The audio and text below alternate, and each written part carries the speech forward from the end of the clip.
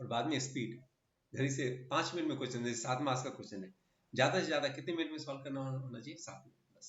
ये टारगेट बनाइए। जिस दिन 7 मार्क्स का क्वेश्चन 7 मिनट में कर लेंगे, 14 मार्क्स का 14 मिनट में, उस दिन आपका पेपर इनकम्प्लीट नहीं। ठीक है, कल हमने बी पार्ट किया था, ए पार्ट आपको होमवर्क दिया था, तो एक बार कर लीजिएगा, कुछ रहेगा तो पूछ लीजिएगा। आंसर कितना है? इसका आंसर है आपका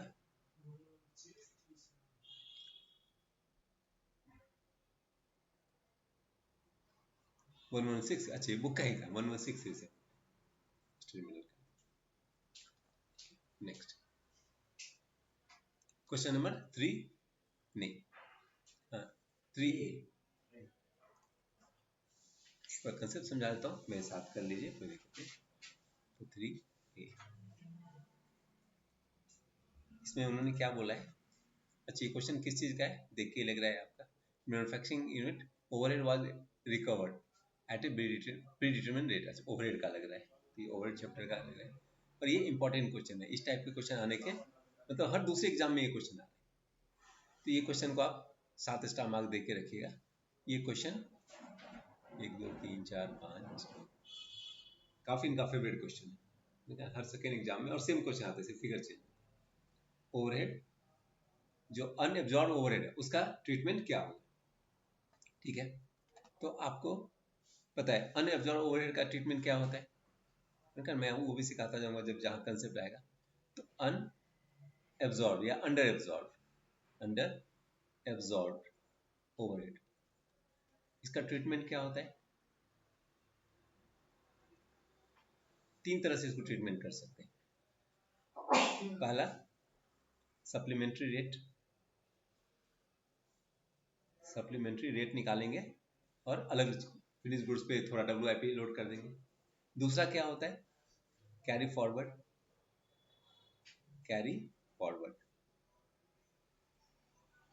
और तीसरा, charge to costing profit loss. Charge to costing, साथ में लिखते चलिए, कॉस्टिंग प्रॉफिट लॉस अकाउंट में ट्रांसफर कर देंगे। 3 ट्रीटमेंट, और ज़्यादातर आपको जो क्वेश्चन आएगा वो सप्लीमेंट्री रेट वाला ज़्यादा आता है। ठीक है, तो जो अंडर एब्जॉर्ब होता है, ज़्यादातर आपको क्वेश्चन अंडर का आता है, ओवर का क्वेश्चन नहीं आता है। ओवर में इसका उल्टा हो जाएगा, अंडर में ऐड करेंगे, ओवर में लेस करेंगे। कैरी फॉरवर्ड का सिद्धांत तो कैरी फॉरवर्ड है, कॉस्टिंग में भी उल्टा हो जाएगा। हमने देखा था, एक क्वेश्चन किया था, सिर्फ डेबिट क्रेडिट, अंडर होगा तो डेबिट होगा कॉस्टिंग अकाउंट, ओवर होगा तो क्रेडिट होगा।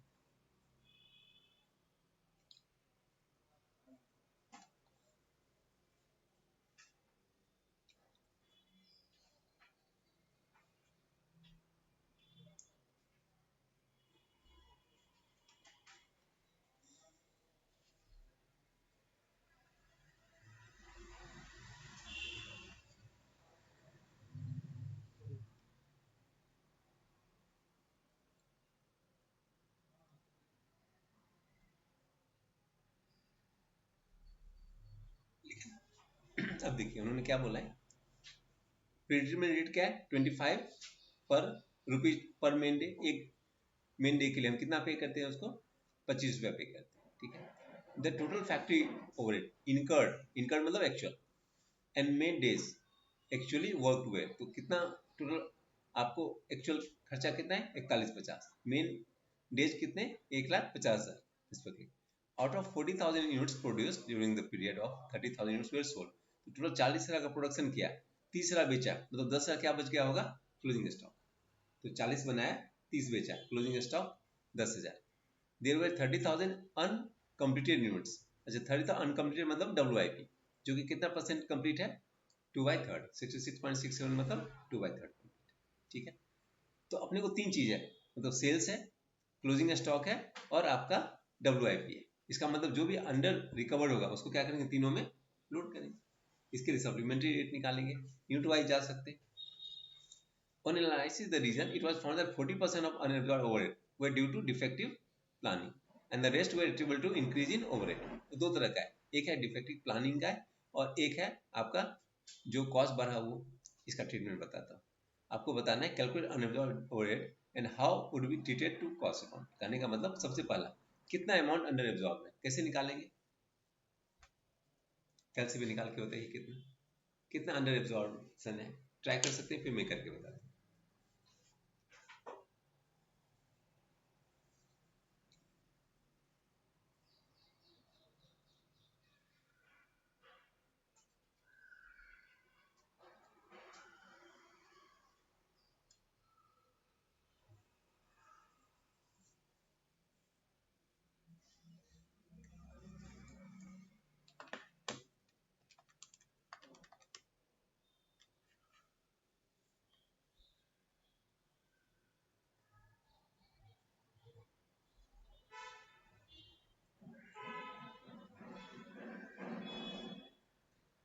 त्रिशूल जी कितना, ऐसा क्वेश्चन हमने किया था।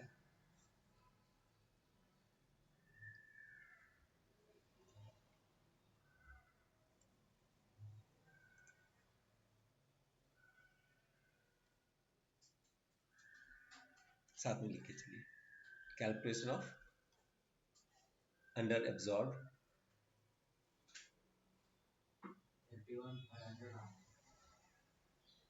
अंडर एब्जॉर्ब ओवरहेड बता। यहाँ सबसे पहले लिखेंगे एक्चुअल ओवरहेड, एक्चुअल ओवरहेड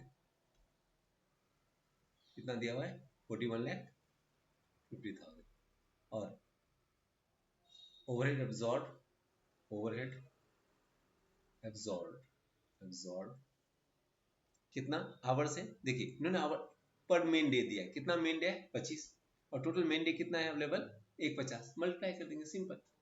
एक मेन डे का 25 रुपया तो एक 150 मेन डे का कितना, मतलब एब्जॉर्ब कैसे निकालते हैं, जितना एक्चुअली यूज हुआ। परसों मैंने बताया था, अगर आपको ध्यान में होगा, कि अगर मान लीजिए अपना एक ओवरहेड रेट निकल जाता है तो एब्जॉर्प्शन निकालना है, तो मान लीजिए 5000 है तो मल्टीप्लाई करते हैं। वैसे 150 आवर्स लगाए है टोटल, तो क्या 150 इंटू कितना हो जाएगा 25, ये हो जाएगा 3750, इतना ही तो है। और अंडर एब्जॉर्ब कितना हो गया, आपको पता है एब्जॉर्ब कम है तो under absorb, so under absorb overhead आपको यहाँ पे स्टेप मार्किंग मिलेगा, इतना भी कर दिया तो मिल जाएगा, कितना हो गया 4 लाख खत्म। एक और प्रीडिटरमिनेट रेट मिल गया, उसी से जितना आपको आवर्स अवेलेबल है मल्टीप्लाई कर देंगे, आपका अंडर टोटल ओवरहेड एब्जॉर्ब आ जाएगा।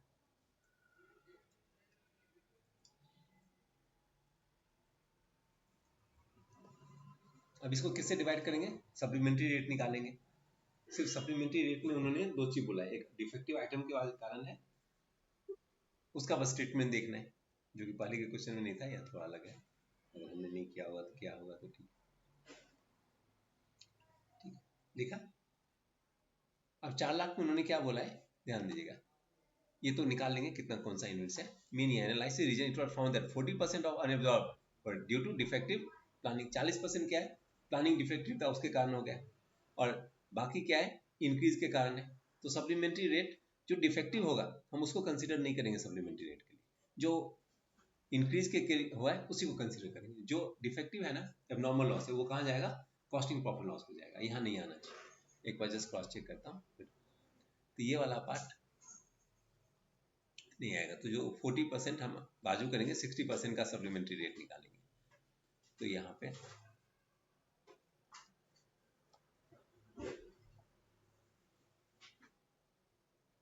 अंडर एब्जॉर्प्शन 4 लाख हो गया, 4 लाख भी इतना, और 60 एंड 40 का उन्होंने कुछ किया नहीं, क्या करना चाहिए था। अच्छा ये लोग कभी कभी क्या करते हैं, उसको पकड़ते हैं कभी नहीं पकड़ते, जबकि ये गड़बड़ है। इन्होंने एक क्वेश्चन को उसको इग्नोर किया, जबकि इग्नोर नहीं कर सकते। इनका दो तरह का क्वेश्चन है, सेम क्वेश्चन का दो आंसर है, दो मेथड उन्होंने यूज कर दिया है, ठीक है। मतलब उन्होंने पूरा का पूरा क्या किया है बताया है, being considerable whether due to defective planning or due to increase in prices would be disposed of by applying supplementary rate in following manner. The under being considered whether due to, अच्छा तो जैसे defective planning है तो ये है, तो इनका कहना है कि हम सबके लिए सप्लीमेंट्री निकालेंगे। इसमें ऐसा भी हो सकता था कि जो डिफेक्टिव प्लानिंग है उसको कल छुट्टी, कल एक छुट्टी रहेगी, तो डिफेक्टिव प्लानिंग वाला हम उसको छोड़ भी सकते हैं। इन्होंने दोनों किया है, कुछ क्वेश्चन में छोड़ दिया, कुछ क्वेश्चन में उसको ले लिया। जैसे इस क्वेश्चन में पूरे के ऊपर सप्लीमेंट्री रेट निकाला, ठीक है। देखेंगे तो अपने एग्जाम में सर बोलेंगे एग्जाम में क्या करना है, एक आंसर लिखना है, दूसरा नोट लिख देना है, या शॉर्टकट करके दोनों निकाल देंगे, कोई दिक्कत नहीं।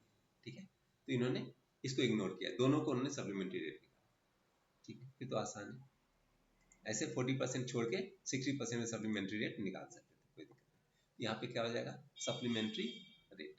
तो सप्लीमेंट्री रेट निकालने के लिए अपने को यूनिट्स चाहिए। अब कैलकुलेशन ऑफ, अगला हेडिंग दीजिए, calculation of equivalent units, equivalent units. यहाँ पे इक्विवेलेंट यूनिट निकालेंगे,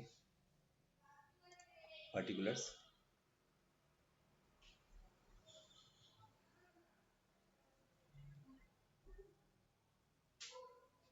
इक्विवेलेंट यूनिट्स। इसमें 3 आइटम आ जाएगा। सबसे पहले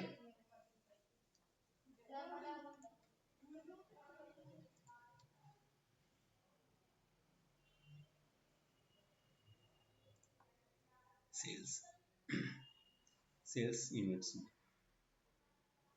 कितना, 30,000 सेल किया। दूसरा क्लोजिंग स्टॉक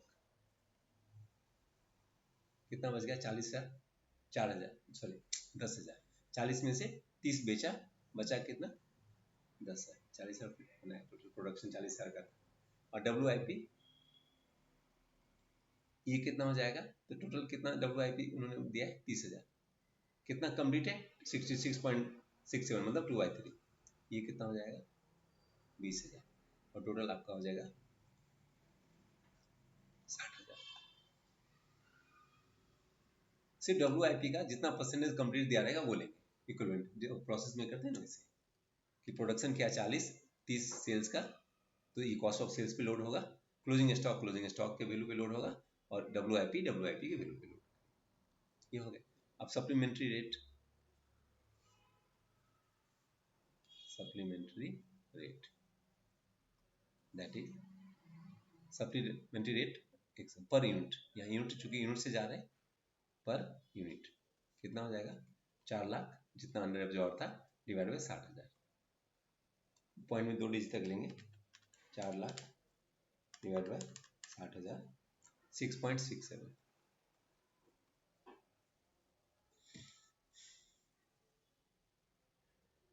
अब एक टेबल बना लेंगे, इतना एक्स्ट्रा जोड़ देंगे, जितना अभी का कॉस्ट दिया है उसमें ये ऐड कर। ठीक है, इतना 300 का हुआ, तो लास्ट में एक टेबल बना लेंगे। टेबल बनाए, ये बनाए, कॉस्ट दिया हुआ है,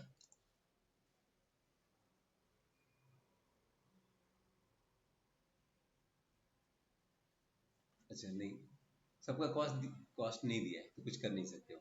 कॉस्ट दिया रहता तो ऐड कर देते, कॉस्ट दिया ही नहीं क्वेश्चन में, तो अपने को सिर्फ कितना अनएब्जॉर्ब और विल बी एब्जॉर्ब करेंगे, बस उतना ही उन्होंने बताया। तो इस केस में अच्छा, पहले का कॉस्ट दिया रहता तो क्या करते, उसमें ये ऐड कर देते, कॉस्ट नहीं दिया कर देंगे, इसको सिर्फ दिखा देंगे। तो इन्होंने सिर्फ दिखा दिया, तो हेडिंग देंगे,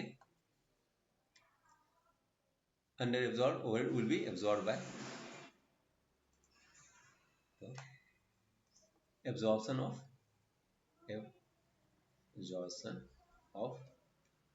अंडर एब्जॉर्ब ओवरहेड, ये हेडिंग दे दीजिए, under absorb overhead, particulars and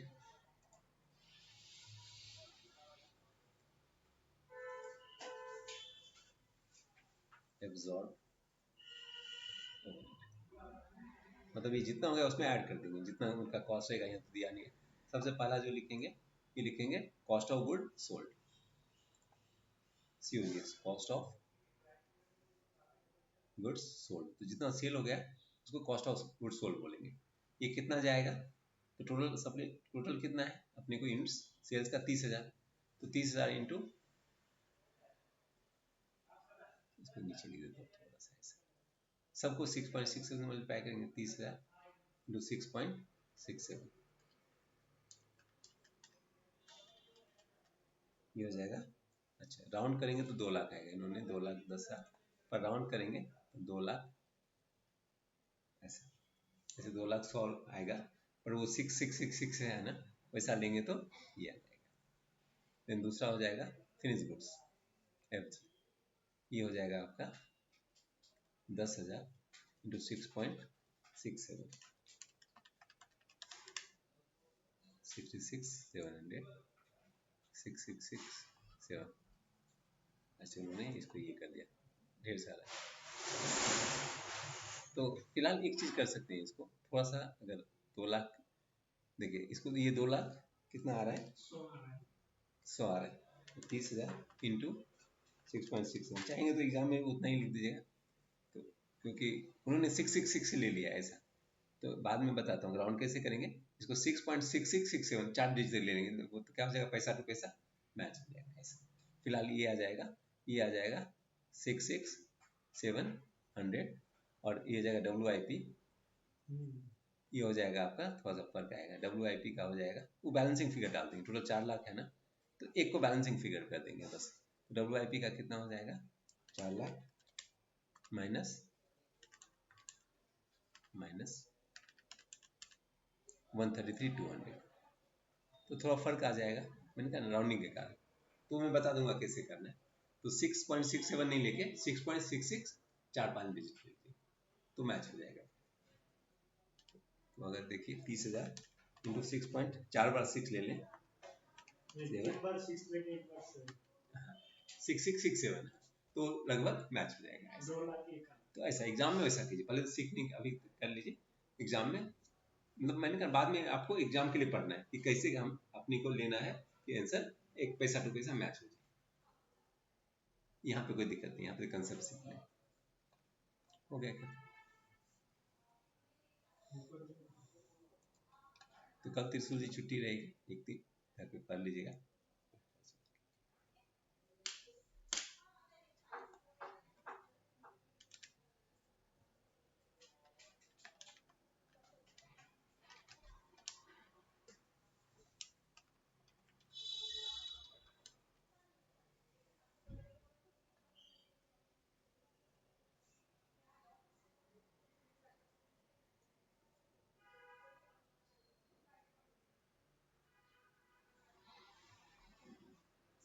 Mansi का SY चल रहा है कि TY?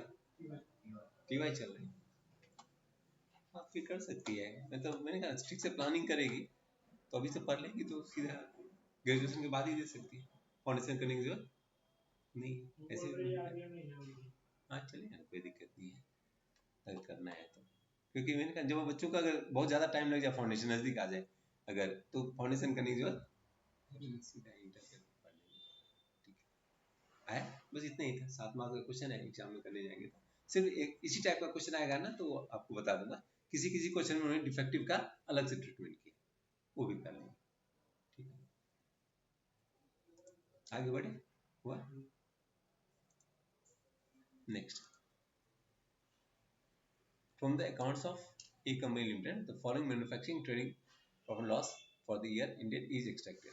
तो आपको डिटेल दे दिया ट्रेडिंग का प्रॉफिट लॉस का, ये पूरा फॉलोइंग प्रोसीजर, हाँ देख के लग रहा है। कॉस्टिंग आपको फैक्ट्री इतना राइट लेवल का, हाँ मतलब ये रिकंसिलिएशन है, आपको क्या करना पड़ेगा, कॉस्ट शीट बनाना पड़ेगा, prepare costing profit loss account. अच्छा बोल ही दिया तो प्रॉफिट लॉस बनाना पड़ेगा, नहीं कुछ बोलेगा तो कॉस्ट शीट बनाना पड़ेगा।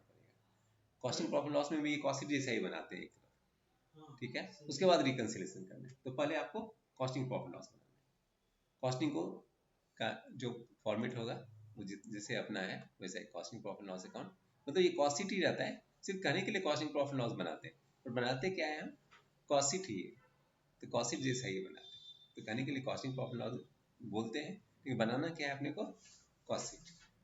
तो हेडिंग दे देंगे costing profit and loss account सबसे पहला, और बाद में रिकंसिलिएशन कर लेंगे। तो क्वेश्चन नंबर 3B,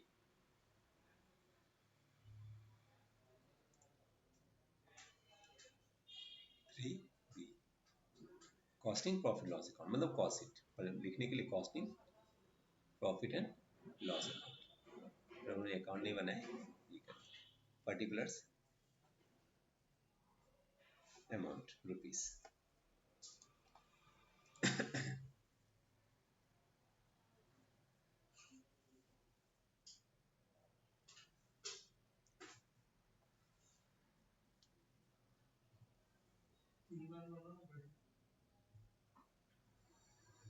2 कॉलम, 3 की जरूरत नहीं, 2 कॉलम से काम चल जाएगा।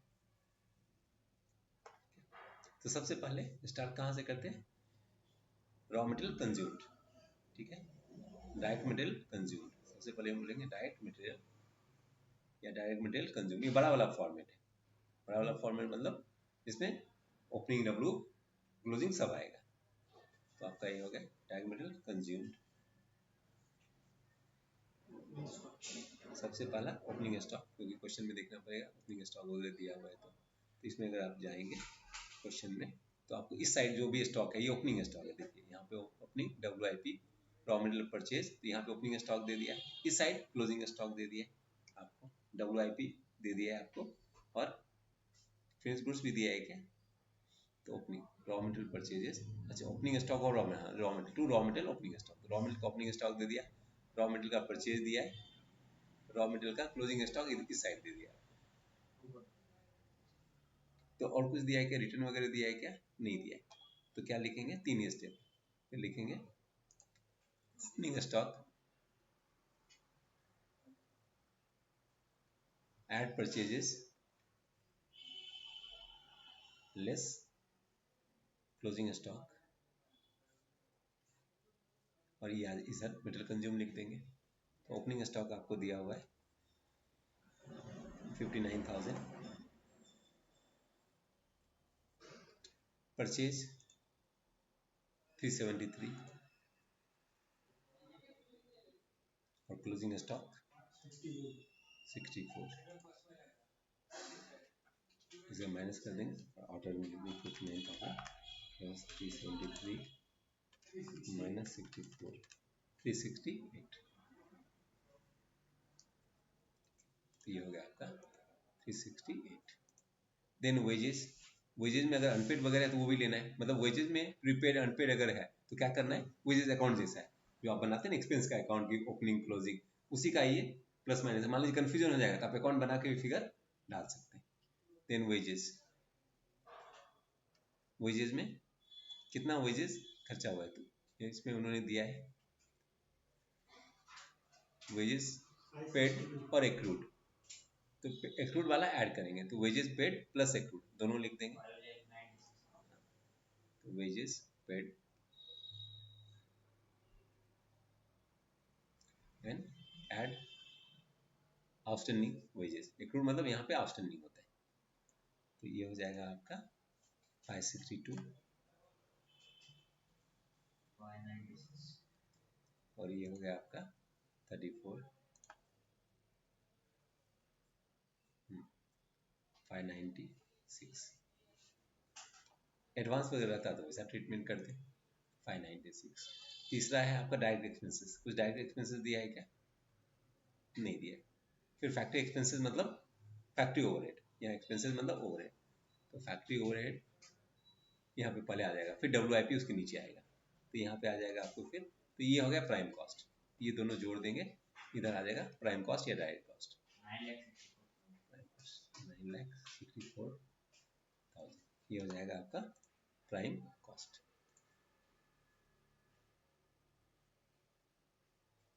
Then factory overhead, add factory overhead, तो ग्रॉस आएगा, बाद में WIP लेते हैं, ऐड फैक्ट्री ओवरहेड या फैक्ट्री एक्सपेंसेस, फैक्ट्री एक्सपेंसेस ये आपको दिया हुआ है, तो यहाँ पे नहीं, ये नहीं लेना है। अब यहाँ पे इंटरेस्टिंग खेल है कि जो ओवरहेड होगा ना वो एक्चुअल है, जो फाइनेंशियल में आता है वो एक्चुअल रहता है, अपने को फाइनेंशियल का नहीं लेना है, तो अंतर क्या है, या फिर जाए समझ में। अब असली खेल शुरू होगा कि नीचे से देखना है कि नीचे क्या दिया हुआ है वो, तो आगे कहानी, हाँ तो तीनों ओवरहेड में नीचे जाए, करेक्ट। तो यहाँ क्या दिया, factory overhead allocated 60% of direct labour cost, labour cost का 60%, at factory overhead at the rate 60% of direct wages, मतलब ये 596 का, तो 596 इंटू 60%, 357 600, तो 357 600। बस यही है, देखिए कॉस्ट शीट एक बार ठीक से समझेंगे ना तो बहुत आसान है, इसका अलग कहानी होता है, जो दिया रहता है उसको फॉलो करना है। ये हो गया ग्रॉस फैक्ट्री कॉस्ट, इसको ग्रॉस फैक्ट्री कॉस्ट। और ये हो जाएगा 1321 add opening WIP less closing WIP। अच्छा ओपनिंग है क्या? नहीं है, सिर्फ क्लोजिंग है। क्लोजिंग वाला लेस करेंगे तीनों को जोड़ के, तो जितना तीनों है ना मेटेरियल ये तीनों को 25,600 पूरा 25,600 इसमें से लेस करेंगे, ठीक है, क्योंकि ओपनिंग डैश करेंगे ये 25,600 लेस करेंगे।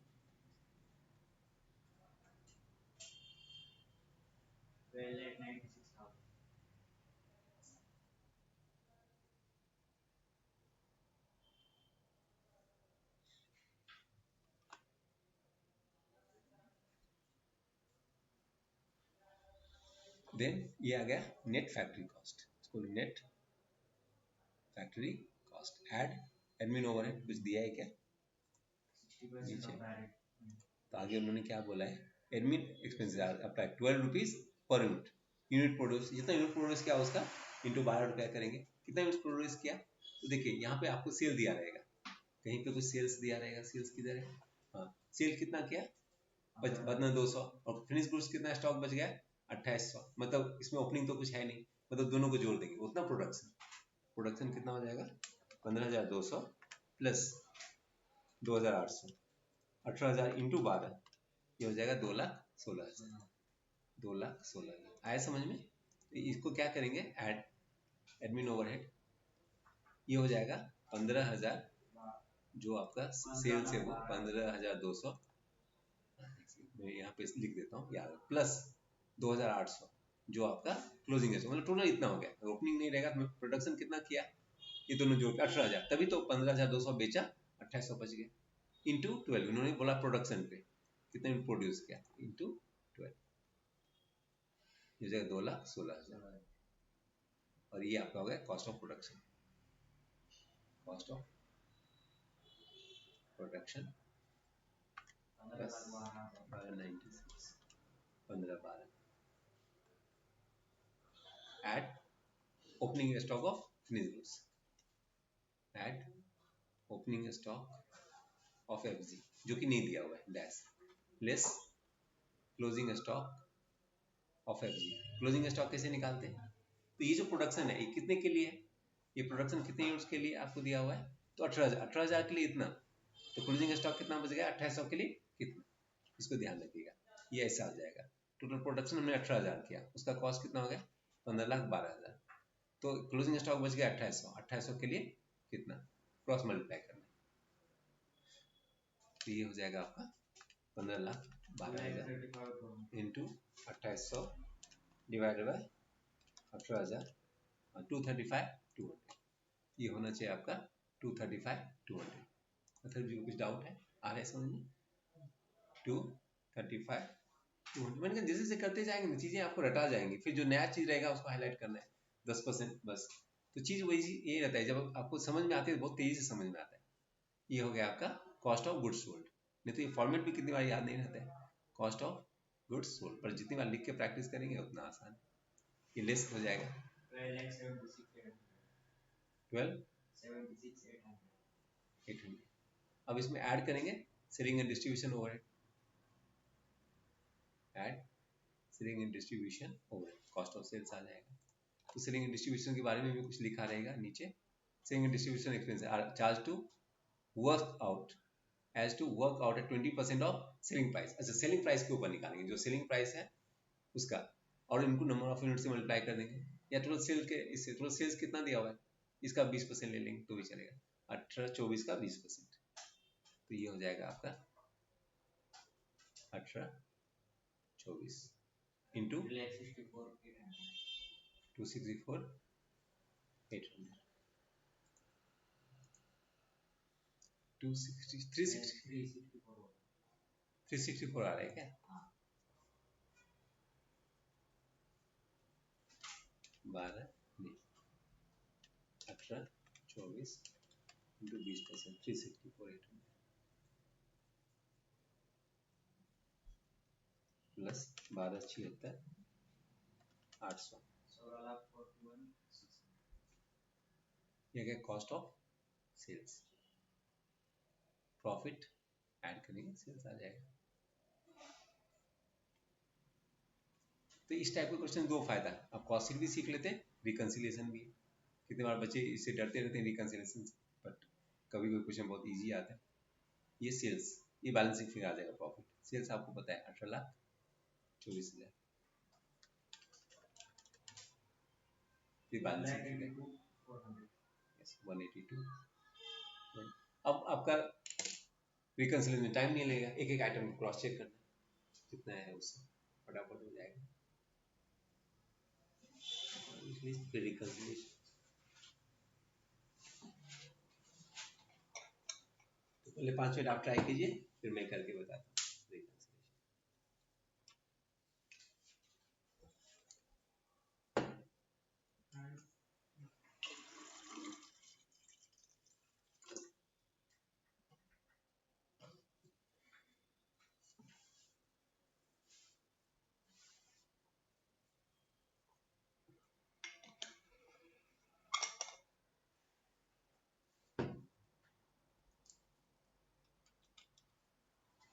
प्रॉफिट बैलेंसिंग फिगर हो जाएगा।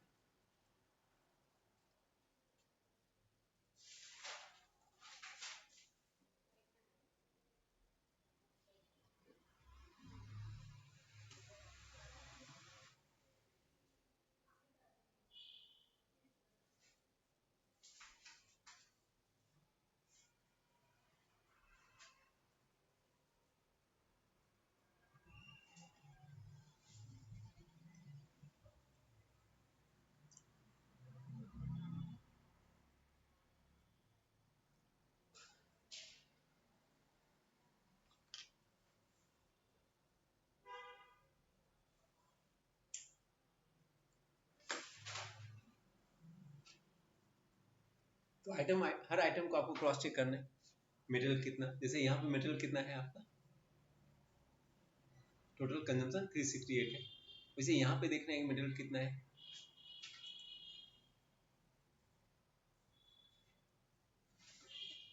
ठीक से देखेंगे तो सेम ही आएगा, क्योंकि इसी को तो हमने उधर लिखा है, ये प्लस। ज्यादा तर केस में मेटेरियल और लेबर में कोई फर्क नहीं आएगा। अगर WIP आपने नीचा दिखा दिया तो उन दोनों में कोई फर्क नहीं आएगा। फर्क कहाँ से आएगा, ओवरहेड से, और बाकी जो आइटम रहेगा प्रॉफिट लॉस में वो, बट कॉस्टिंग का जो आइटम रहेगा उसमें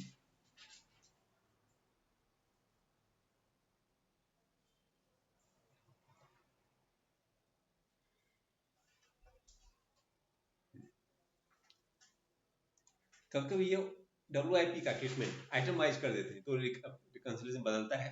बट जब हम यहाँ पे कॉस्ट शीट बनाए तो आपको WIP वगैरह को नहीं ये करना है, कुछ नहीं करना है, सीधा reconciliation statement. Reconciliation statement normally financial से स्टार्ट करेंगे, इन्होंने बुक में कहाँ से स्टार्ट किया, जैसे कॉस्टिंग से स्टार्ट किया है, इनका अलग तरीका है। फाइनेंशियल पर हम फाइनेंशियल से स्टार्ट करेंगे, दोनों अपने को पता है। तो पर्टिकुलर्स आपको जहाँ से स्टार्ट करना है वहाँ से कर सकते हैं।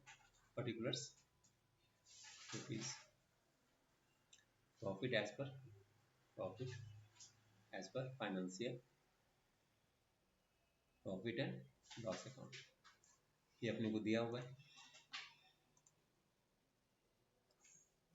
तो फाइनेंशियल से कॉस्टिंग तक जाने की कोशिश कीजिए, आपने फाइनेंशियल का प्रॉफिट कितना है 144,900,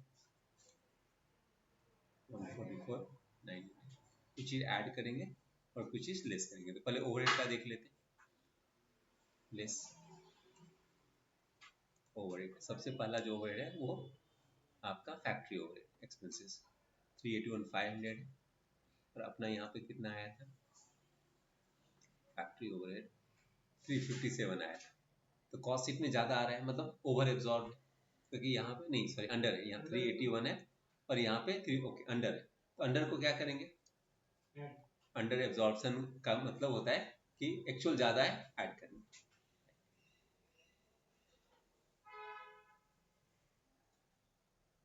ऐड करेंगे कि लेस करेंगे, फाइनेंशियल से जा रहे हैं, हाँ ऐड करेंगे अंडर और ओवर लेस करेंगे, हाँ और 3 से जाते तो लेस करेंगे, पक्का ना।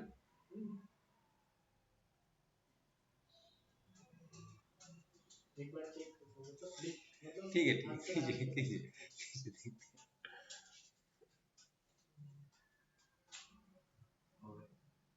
राइट, सही है, क्योंकि एक्चुअल कम है, मतलब एक्चुअल ज्यादा है, ये कम है, उधर खर्चा कम दिखाएंगे, प्रॉफिट बढ़ जाएगा। ठीक है, एक सेकंड के लिए ठीक, तो सही है, अंडर को ऐड करेंगे, ओवर को अगर फाइनेंशियल स्टार्ट करेंगे तो अंडर को ऐड करेंगे। चलिए सही है, आप एकदम सही जा रहे हैं। तो ऐड हो जाएगा पहला अंडर एब्जॉर्ब फैक्ट्री ओवरहेड या एक्सपेंसेस, और जो दोनों का डिफरेंस है 381,500 माइनस 357,600, 357,600। मान लीजिए कोई बच्चा रिकॉर्डेड लेक्चर देख रहा होगा, मुझे थोड़ा सा उसका भी ख्याल रखना पड़ता है, इसलिए मैंने कहा मैं तो चाहता था कि सिर्फ फेस टू फेस को ही पढ़ाऊँ। उसमें मजा क्या होता है, आप लोगों का जो डाउट है फटाफट करके कम, अगर सब कुछ आता है तो फटाफट से मतलब आगे बढ़ते जाएंगे। बट ठीक है, ये कितना आ गया 23,900। देन दूसरा आपका एडमिन, एडमिन इधर है 245, और अपना कितना निकला एडमिन 216। अच्छा ये भी अंडर, ये भी ऐड ही होगा, तो ये भी अंडर 245 216, ये हो जाएगा under absorb of under absorb admin overhead 245 minus 216 29,000। और तीसरा जो है सेलिंग एंड डिस्ट्रीब्यूशन, ये 328 है, और इधर हो गया आपका 364, तो 3 इधर जाता है, ये ओवर हो गया, ओवर वाला लेस करेंगे, less over absorb selling and distribution over, ये हो जाएगा आपका 364,800 माइनस 328 कितना, हाँ ओके, ये तो मैं मुझे लग रहा था। ठीक है, अब बच गया, अब क्या करेंगे, ये तो कॉस्टिंग वाला सब मैच हो गया, नहीं अभी एक और आइटम कॉस्टिंग में बचा हुआ है, पहले कॉस्टिंग वाला खत्म करते हैं। तो कॉस्टिंग में अगर देखेंगे एक और आइटम क्लोजिंग स्टॉक में फर्क आएगा, तो क्लोजिंग स्टॉक यहाँ पे कितना है, यहाँ पे जो क्लोजिंग स्टॉक है ये अपना हाँ 235 200 उतना भी, अच्छा संयोग से यहाँ पे भी यही है, अच्छा ये अलग होता तो इसको भी लेते, यहाँ संयोग से मैच हो रहा है तो कुछ नहीं करेंगे, पर कभी कभी मैच नहीं होगा, वो ध्यान दीजिए। ओके हाँ, अब बच गया आपका इसमें प्रॉफिट लॉस में देखेंगे कोई ऐसा आइटम जो कि इसमें है उसमें नहीं है, तो एक ये वाला प्रिलिमिनरी एक्सपेंसेस है, गुडविल है, ये सब डिबिट हुआ है, यहाँ से निकालेंगे प्रॉफिट बढ़ जाएगा, तो ऐड हो जाएगा प्रिलिमिनरी प्रिलिमिनरी एक्सपेंसेस 18,000। देखिए आप लोग को अच्छे से समझ में आया, बहुत बार क्या होता है कि बच्चों को समझ में आता ही नहीं है, तो इतना मुझे मेरा दिमाग ऐसा होता है कि तो समझ में आता है कैसे सिखाऊं, बट प्रैक्टिस करेंगे ना तो चीजें समझ में आती है, ऐड लेस करते करते ये भी समझ में आता है क्यों कर रहे नहीं कर रहे, अपने आप समझ में आता है। इसलिए शुरू में करता हूँ कि बच्चों को कि आप बस करते जाओ, दिमाग शुरू में मत लगाओ। राउंड में है बस, अब तो कुछ नहीं बचा, इंटरेस्ट, हाँ डिविडेंड किधर है, अच्छा इधर है, ये वाला लेस हो जाएगा, ये दोनों लेस हो जाएगा, लेस इंटरेस्ट ऑन इन्वेस्टमेंट, तो इससे ज्यादा बड़ा क्वेश्चन नहीं आएगा, ये क्वेश्चन अपने आप में। और तीसरा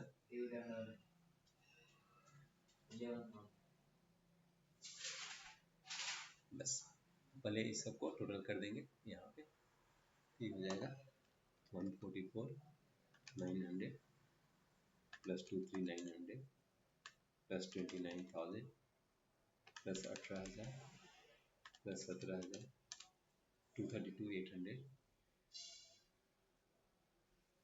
माइनस 36,800 माइनस ये 26,000 था ना, 26 है ना, 2,600 माइनस 11,000 182,400,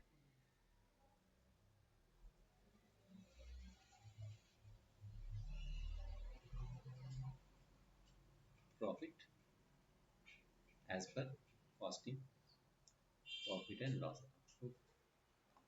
बस, तो जिसे से प्रैक्टिस करते जाएंगे। अब देखिए, अब इसके बाद जो भी क्वेश्चन आएगा इस टाइप का, एक दो पॉइंट क्या होगा अलग होगा, उसको हाईलाइटर लगा देना है, बात खत्म। एक दो या तीन पॉइंट आएगा, बस सीखते जाना है, करते जाना है। इसलिए जितना ज़्यादा क्वेश्चन प्रैक्टिस करेंगे, जितना वैरायटी कवर करेंगे, उतना अच्छा है। बाद में एक बार कुछ क्वेश्चन, दो तीन क्वेश्चन ऐसा होना चाहिए जो आपका बेस होना चाहिए, उसको परफेक्ट कर लेना है। बाद में क्या करना है, एडिशनल क्वेश्चन करते जाना है, आपको अपने आप परफेक्शन होता जाएगा। अगला पॉइंट कहीं पे लिख के ले लेना है, फिर कॉपी में एक बार कहीं से कंसेप्ट फॉर्मूला, बस हो गया। नेक्स्ट क्वेश्चन करते हैं। आपका ये रिकंसिलिएशन इन्होंने उल्टा किया, एक ही बात है, सिर्फ ऐड लेस हो जाएगा, लेस ऐड हो जाएगा, कहीं से भी कीजिए कुछ फर्क नहीं पड़ेगा। Next 4, mister Nikhil started transport business with A fleet of 10 taxi. अच्छी सर्विस वाला, सर्विस कॉस्टिंग का various expenses incurred by him. तो सर्विस का भी देखेंगे ना, सिलेक्टेड क्वेश्चन ही आता है, कभी टैक्सी वाला आएगा, कभी पैसेंजर वाला आएगा, कभी हॉस्पिटल वाला आएगा, कुछ ज़्यादा तो है नहीं। इसमें मेन चीज़ क्या है, आपको खर्चा निकालना है, क्या क्या खर्चा है।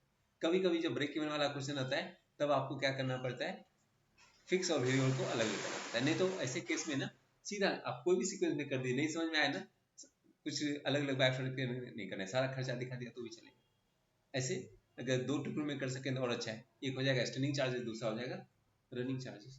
पर कभी कभी कंफ्यूजन होता है, पर कंफ्यूजन नहीं। देखिए, रनिंग मतलब क्या, जब गाड़ी चलेगी, ट्रक चलेगा तो क्या होगा, या बस चलेगी तो क्या होगा, कौन कौन सा खर्चा होगा, मेंटेनेंस का होगा, डीजल पेट्रोल होगा, ये सब क्या हो जाएगा आपका रनिंग एक्सपेंसेस। इन्होंने कैसे किया, सीधा किया, ये अलग दो पार्ट में करके किया। एक आप पार्ट फिक्स अलग दिखाए, वेरिएबल, वेरिएबल में डेप्रिसिएशन, पेट्रोल, अच्छा किलोमीटर पे रहेगा तो वेरिएबल। तो इसको स्टेप को थोड़ा याद ही कर लेने का, ये लोग क्या करते हैं। ठीक है, तो तीन आइटम को लेते हैं, पेट्रोल का, वाइल का और डेप्रिसिएशन। बाकी सब फिक्स, जो इंश्योरेंस है, जो सैलरी है, जो कि बस चलने से जिसमें फर्क नहीं पड़ेगा, उसको क्या बोलेंगे, फिक्स। डेप्रिसिएशन दोनों तरफ आ सकता है, कभी ऊपर भी आता है, नीचे आता है। तो अगर ये ईयर पे रहता है तो फिक्स रहता है, किलोमीटर पे रहेगा तो वेरिएबल। अगर पर किलोमीटर निकलता है तो हमेशा वेरिएबल, और फिक्स है जैसे कि 5 साल लाइफ है, डिवाइड बाई 5 करें, वो एसएलएम रहेगा तो फिक्स, और अगर किलोमीटर पे रहेगा तो वो प्रैक्टिस से आपको पता चल जाएगा। तो उन्होंने पूछा क्या है, निकालना क्या है अपने को, डिटरमाइन प्रॉफिट। तो सबसे पहले कॉस्ट निकालेंगे, बाद में प्रॉफिट निकालेंगे। Calculate the effective cost of running charges. सबसे पहले कॉस्ट निकालेंगे, सबसे पहला काम है कॉस्ट निकालना, total cost, operating cost per effective kilometre, then हम हायर चार्जेस निकालेंगे। तो सबसे पहले चलिए निकालते हैं calculation of cost per kilometre. 4A, calculation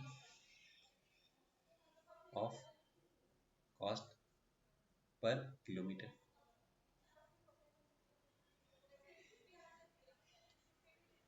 इसमें दो कॉलम भी बना सकते हैं, एक टोटल का और एक इसका, हर एक का भी कर सकते हैं।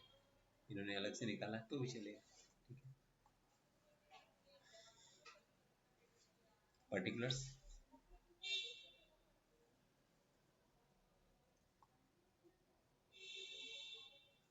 या रुपीस,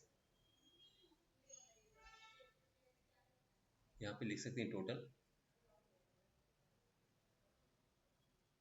या रुपीस, या कॉस्ट पर किलोमीटर। दो पार्ट कर दो,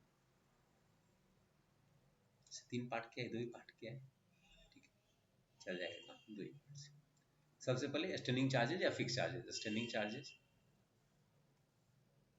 चार्जेस या फिक्स चार्जेस या फिक्स कॉस्ट, जो भी फिक्स्ड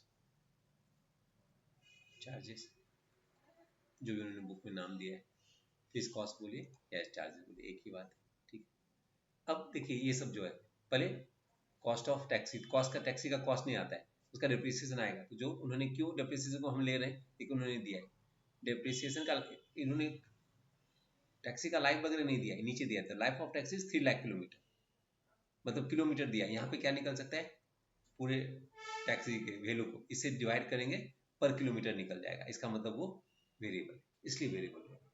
तो नीचे आएगा, ऊपर नहीं आएगा। ऊपर क्या क्या आएगा, फिक्स में ये फिक्स, ये फिक्स्ड, ये फिक्स्ड, ये फिक्स्ड, ये फिक्स और ये फिक्स्ड, इतना फिक्स में आएगा बस।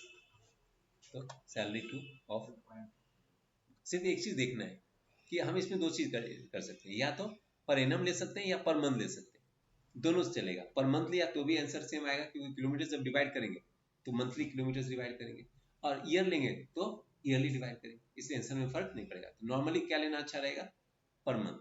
नॉर्मली पर मंथ लेंगे, एक बार जस्ट देखता हूँ इन्होंने क्या किया, पर मंथ लेना अच्छा है। तो यहाँ पे हम एक चीज लिखेंगे, रुपीज पर मंथ। आए समझ में, पर मंथ लेंगे।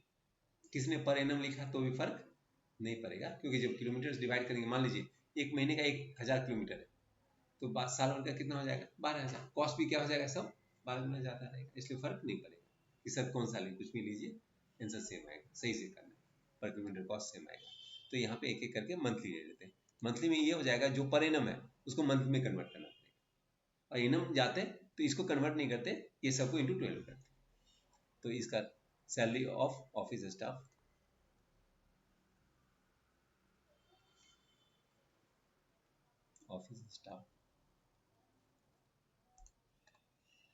ये 6500, क्योंकि इसका नंबर ऑफ व्हीकल से लेना देना नहीं है, लेकिन जब ड्राइवर वगैरह है वहां देखेंगे, वहां अपने को ये पूरा लेना पड़ेगा। तो 10 टैक्सी के लिए हम निकाल रहे हैं, हम जो भी कॉस्ट निकाल रहे हैं, एक चीज याद रखिएगा, 10 टैक्सी का निकाल रहे हैं, एक टैक्सी का नहीं, 10 टैक्सी का। पर 10 टैक्सी के लिए ऑफिस वाले को तो उतना ही देंगे ना, एक टैक्सी हो 10 टैक्सी, ऑफिस वाले को कोई चेंज नहीं होगा। जैसे आप अकाउंटेंट है, अब कंपनी में कितना भी प्रोडक्शन हो, आपको लेना देना नहीं है। इसलिए इसलिए salary of garage staff, salary of garage staff, ये भी जितना है उतना 3500।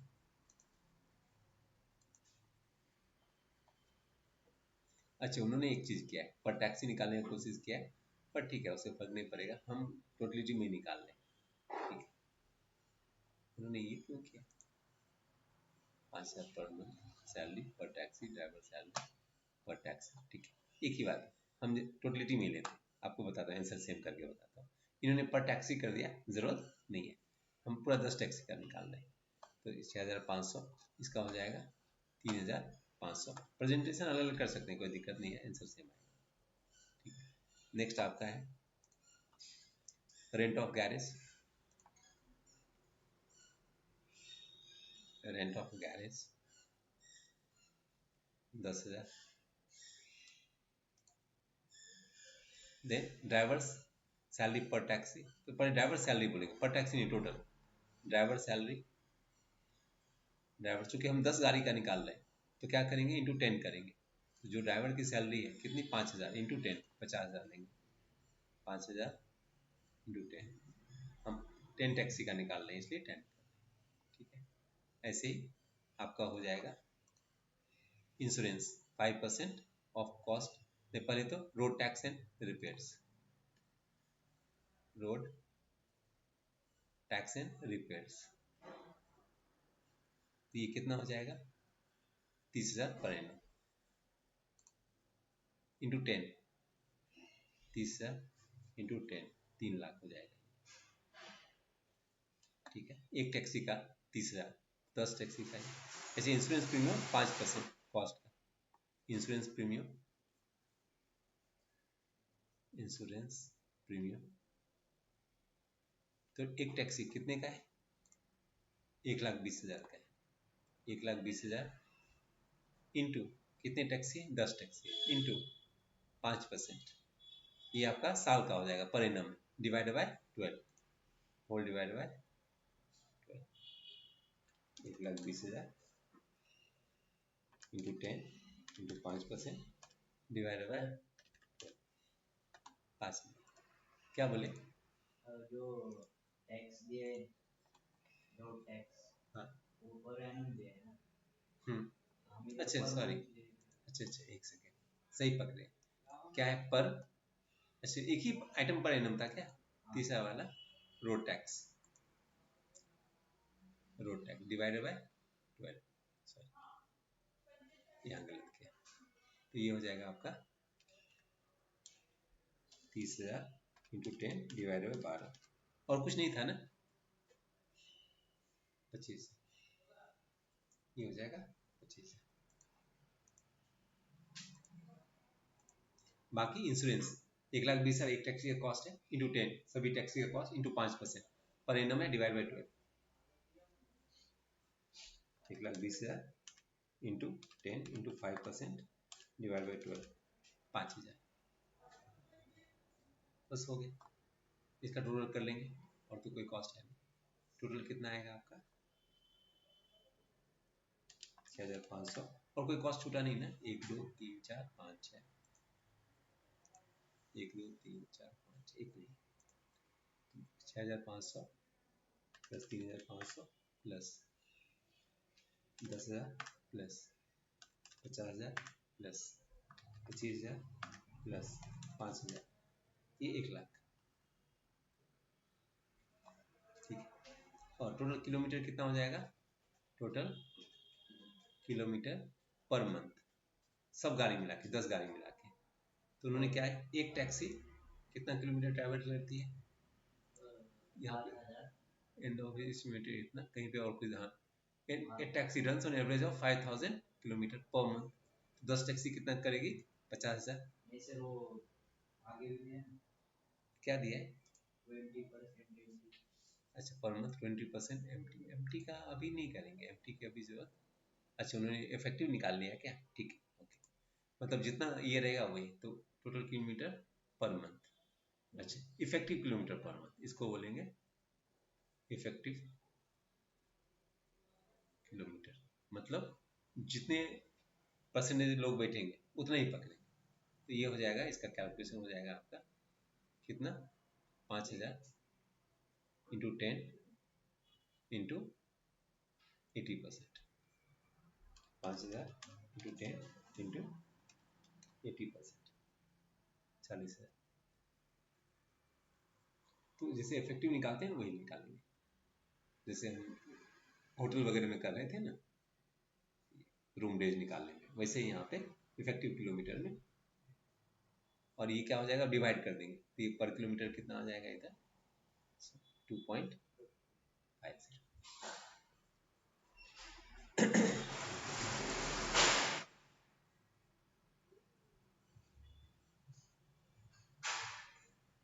देखा और वेरिएबल कॉस्ट को ये लोग पर किलोमीटर निकालते हैं नॉर्मली। वेरिएबल कॉस्ट में आ जाएगा आपका वेरिएबल कॉस्ट।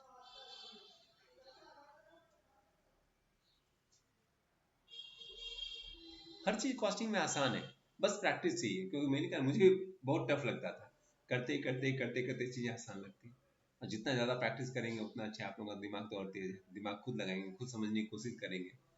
फिर क्वेश्चन में क्या क्या मैंने कहा ना 5-6 क्वेश्चन अलग अलग वैरायटी का कर लिया तो वही मिला के नया क्वेश्चन बनाते हैं और क्या नया क्या लाएंगे इसमें कुछ नया नहीं लाते, अलग अलग वैरायटी के क्वेश्चन को जोड़ने की कोशिश। अब क्या करेंगे इसमें डेप्रिसिएशन पर किलोमीटर यहाँ पे हर चीज निकालेंगे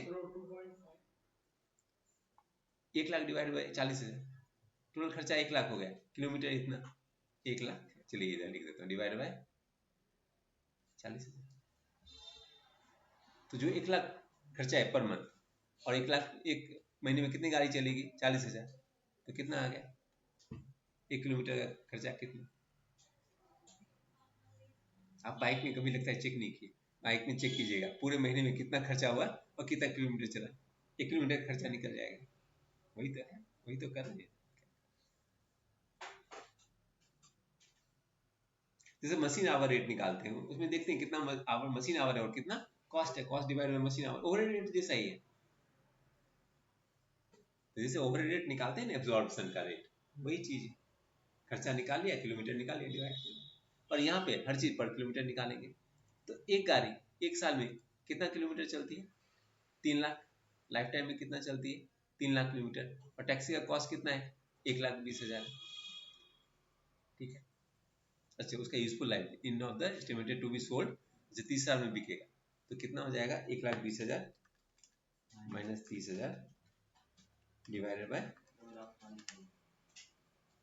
3,00,000।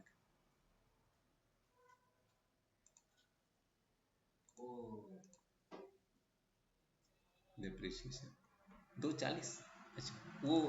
अच्छा वो इफेक्टिव वाला यहाँ पे भी है क्या सॉरी अच्छा यहाँ पे 3,00,000 किलोमीटर पर। अच्छा तो यहाँ पे सब जगह उन्होंने यहीं पे ले लिया ठीक है इफेक्टिव किया तो पर किलोमीटर ठीक है, तो इसका फार्मूला हो जाएगा कैलकुलेशन टोटल आपका 1,20,000 minus 30,000 divide by 3,00,000 into 80% effective, जितना लोग बैठेंगे वो, और ये आ जाएगा आपको 90,000 डिवाइडेड बाय पॉइंट, इधर लिखेंगे आउटर कॉलम 37 टोटल में नहीं लिखेंगे। ऐसे पेट्रोल डीजल का कितना रहेगा और बाकी यह रहेगा, वहाँ पे पर किलोमीटर निकालना है।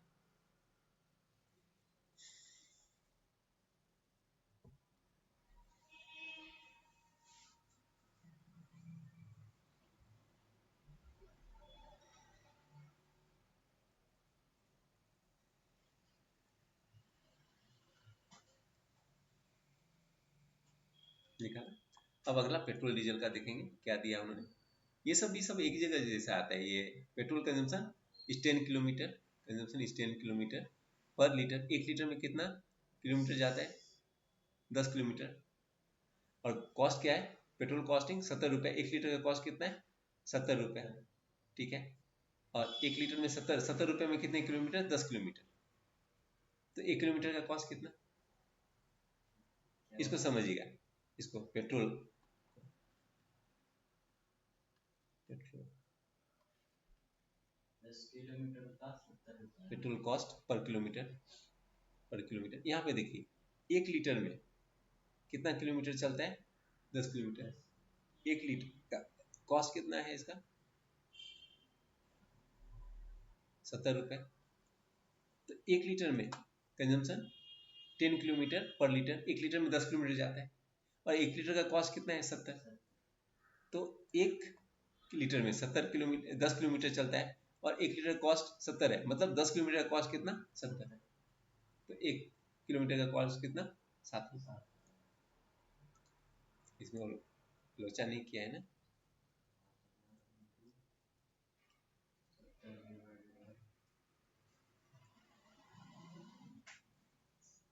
Petrol per month effective kilometre. अच्छा, यहाँ पे देखते हैं,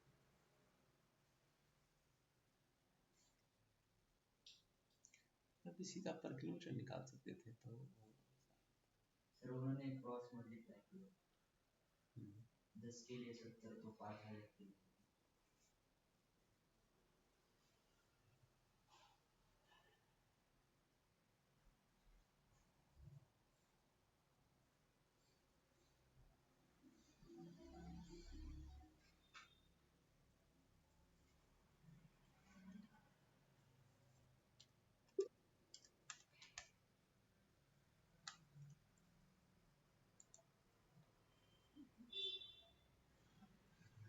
बता, इसका सीधा निकाल सकते हैं। तो यहाँ पे क्या हो जाएगा? Cost per kilometre equal to, बताता हूँ, तो सीधा है क्या हो जाएगा? 70 डिवाइडेड बाय 10 कितना आएगा? 7 डिवाइडेड बाय 80%, चूंकि 80% है, ऐसा ऐसा भी निकाल सकते हैं। उतना करेंगे तो सीधा, इसलिए 80% हर जगह इफेक्ट में आ रहा है। इफेक्टिव 80% है, तो आपको कॉस्ट 80% से ही आपको पूरा कॉस्ट रिकवर करना है, इसलिए कॉस्ट बढ़ जाएगा। 80% से डिवाइड करेंगे। जैसे यहाँ पे भी हम क्या कर रहे थे? 80% जैसे नीचे, मतलब 3 लाख से डिवाइड करके नीचे 80% डिवाइड कर रहे थे, वैसे यहाँ पे हम क्या करेंगे? 80% से डिवाइड करेंगे, सीधा आ जाएगा आपका 8.75, ठीक है। या दूसरा तरीका जो बुक में दिया हुआ है कि 5,000 किलोमीटर के लिए, 1 किलोमीटर के लिए कितना खर्चा आ रहा है? 70, मतलब 1 लीटर में 10 किलोमीटर चलेगा, तो मतलब 7 यहाँ पे डिवाइड करेंगे तो 1 किलोमीटर में 7 रुपये है, तो 5,000 किलोमीटर में कितना? 35,000 डिवाइड बाय 4,000। वो भी तरीका सही है, ठीक है, वैसे भी निकाल सकते हैं। तो दूसरा तरीका कैलकुलेशन का हो जाएगा आपका, वो भी करके बताता है कि 1 किलोमीटर में मतलब 70, ऐसे लिख सकते हैं कि 10 किलोमीटर में 70, तो 5,000 किलोमीटर में कितना? 5 नहीं, 4,000 किलोमीटर में इफेक्टिव 4,000 है। तो इसका तरीका हो जाएगा ऐसा सीधा, तो ऐसा लिखेंगे 10 किलोमीटर के लिए 70, तो 4,000 किलोमीटर के लिए कितना?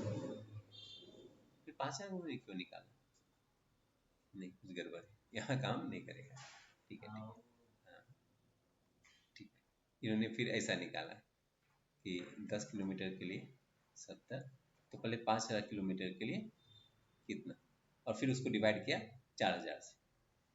जान जी एकदम, तो जैसा मैंने लिखा है इस फॉर्मेट को याद रखा तो भी चलेगा। ठीक है, पर किलोमीटर निकाल के जितना परसेंटेज कैपेसिटी है उसे डिवाइड कर आ जाएगा।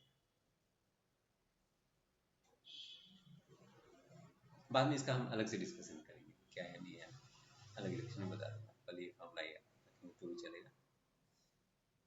और दूसरा जैसे इन्होंने किया है 70 into 5000 divide by 10 into 4000 kilometre.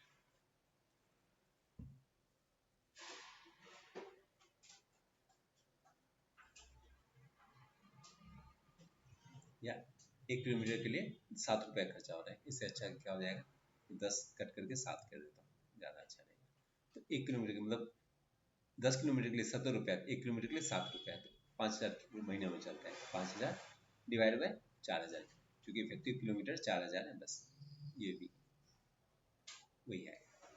तो 1 किलोमीटर में 7 रुपया खर्चा होता है, तो 5000 किलोमीटर में कितना, 35000 डिवाइड बाय 4000, जैसे effective kilometre.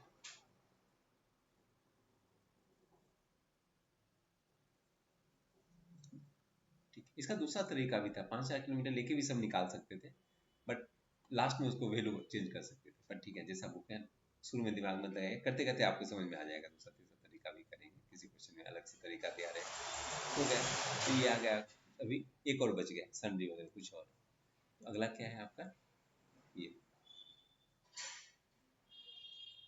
While and Sunday expenses ₹50 पर 100 किलोमीटर। 100 किलोमीटर के लिए 50 रुपया, 1 किलोमीटर के लिए कितना हो जाएगा, 0.5। तो सन्डे एक्सपेंसेस, सन्डे एक्सपेंसेस ये हो जाएगा आपका 50 divide by 100, 50 divide by 100 kilometre के लिए 50, 1 किलोमीटर के लिए 50 पैसा। अभी सबको जोड़ दीजिए। यहाँ पे 80% का रूल नहीं है ना, अच्छा यहाँ पे भी 80% का रूल है, मतलब ये रूल हर जगह लागू होगा, मतलब डिवाइडेड बाय 80%। अच्छा इन्होंने हर जगह किया, तो डिवाइडेड बाय 80%। अच्छा मतलब ये 80% हर जगह करना ही करना है, जो भी कॉस्ट आएगा नॉर्मल डिवाइडेड बाय 80%, 0.65। अच्छा तो इस क्वेश्चन में उन्होंने 80% हर जगह लिया, डिवाइड किया, हर कॉस्ट को डिवाइड किया उससे। अभी जोड़ देंगे, टोटल आ जाएगा 2.5 प्लस 0.375 प्लस 8.75 प्लस 0.625, 12.25। तो final answer 12.25। Operating kilometre cost per effective kilometre, operating cost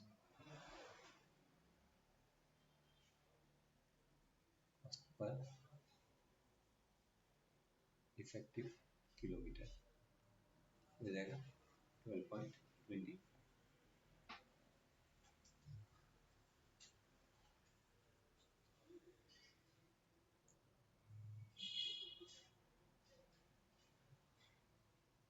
तो हायर चार्जेस दिया है तो प्रॉफिट निकल जाएगा। इस क्वेश्चन में उन्होंने हायर चार्जेस दे दिया, किराए पे कितना लगेगा, हायर चार्जेस 15 पर किलोमीटर, 1 किलोमीटर के लिए 15 रुपये। पूछा क्या, प्रॉफिट भी पूछा है क्या, determine the profit of Nikhil next first profit, दोनों का डिफरेंस आ जाएगा, आगे पूछेगा। So hence calculation of profit, या total profit, total profit is equal to 15 minus 12.25 into profit per year निकाला या पर किलोमीटर, पर ईयर निकालना है। अच्छा profit, total profit per year या first year, total profit in first year, उन्होंने first year का पूछा है, इन द फर्स्ट ईयर। तो ये एक साल में कितना गाड़ी चलेगा, तो एक महीने में 5000 किलोमीटर चलता है, तो इफेक्टिव 4000 किलोमीटर। तो यहाँ पे किलोमीटर लाइफ करनी चाहिए अपने को।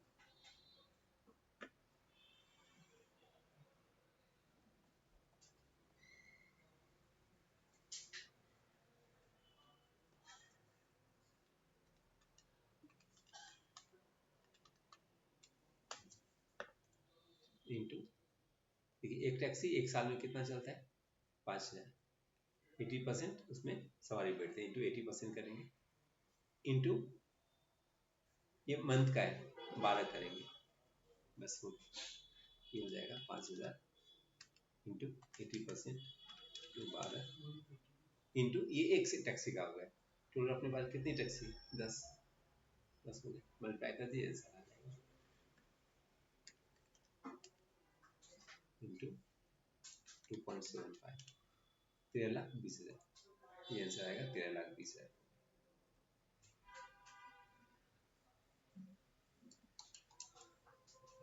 थोड़ा कॉम्प्लिकेटेड है लेकिन मैंने कहा प्रैक्टिस करेंगे ना आएगा समझ, ऐसा भी नहीं है, थोड़ा प्रैक्टिस चाहिए।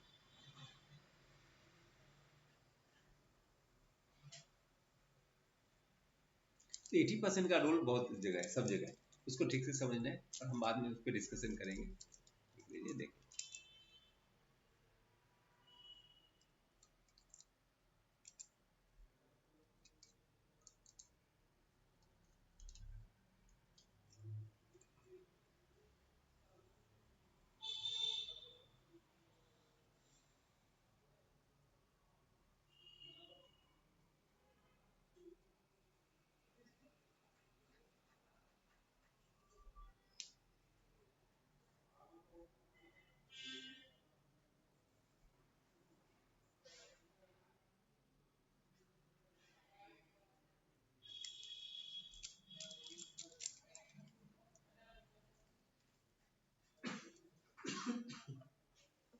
ठीक है, तो स्टेप को थोड़ा फॉलो कीजिएगा शुरू में, फिर कंसेप्ट समझेंगे तो आएगा। हर जगह इफेक्टिव उन्होंने किलोमीटर लिया है, यही चीज़ है कि जहाँ जहाँ किलोमीटर है वहाँ इफेक्टिव लिया है, कॉस्ट में डिवाइड किया है, और यहाँ पे प्रॉफिट निकालने के टाइम में भी टोटल किलोमीटर लेते टाइम में भी मल्टीप्लाई किया है, कम लिया है बस। तो कॉस्ट के टाइम डिवाइड करना है और जब प्रॉफिट निकालेंगे तो इसको क्या करना है 5000 को मल्टीप्लाई, मतलब 4000 किलोमीटर ही लेना है हर जगह। तो जहाँ जहाँ 5000 है वहाँ पे 5000 नहीं लेके 4000 के हिसाब से कैलकुलेट करना है, आंसर आ जाएगा।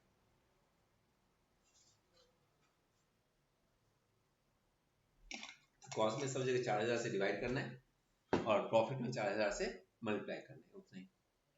आगे बढ़े, तो एक दो बार प्रैक्टिस कर लीजिएगा, कुछ रहेगा तो देखिए।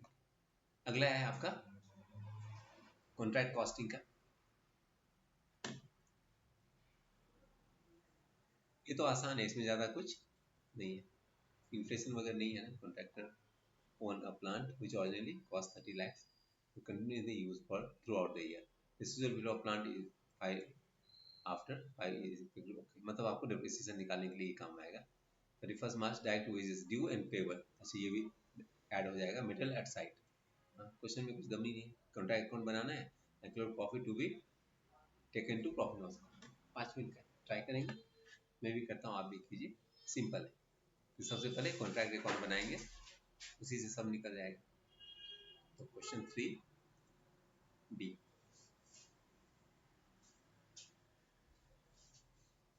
Contract account.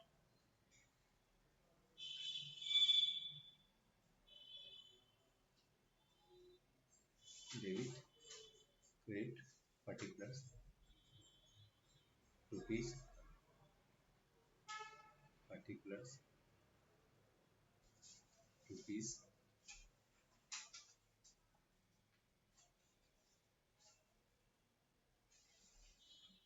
ये हो जाएगा 2। मटेरियल से स्टार्ट करेंगे, इसमें कोई अपनी ओपनिंग वगैरह नहीं है ना।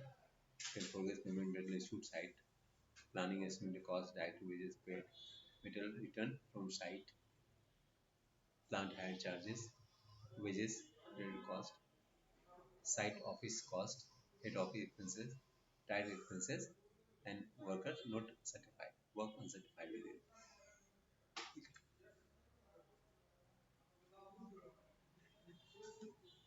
सबसे पहले मटेरियल कॉस्ट, मटेरियल कितना इशू किया गया 8500, अच्छा ये सब थाउजेंड में, ठीक है, हमारा इससे भी थाउजेंड में निकालने की कोई दिक्कत नहीं।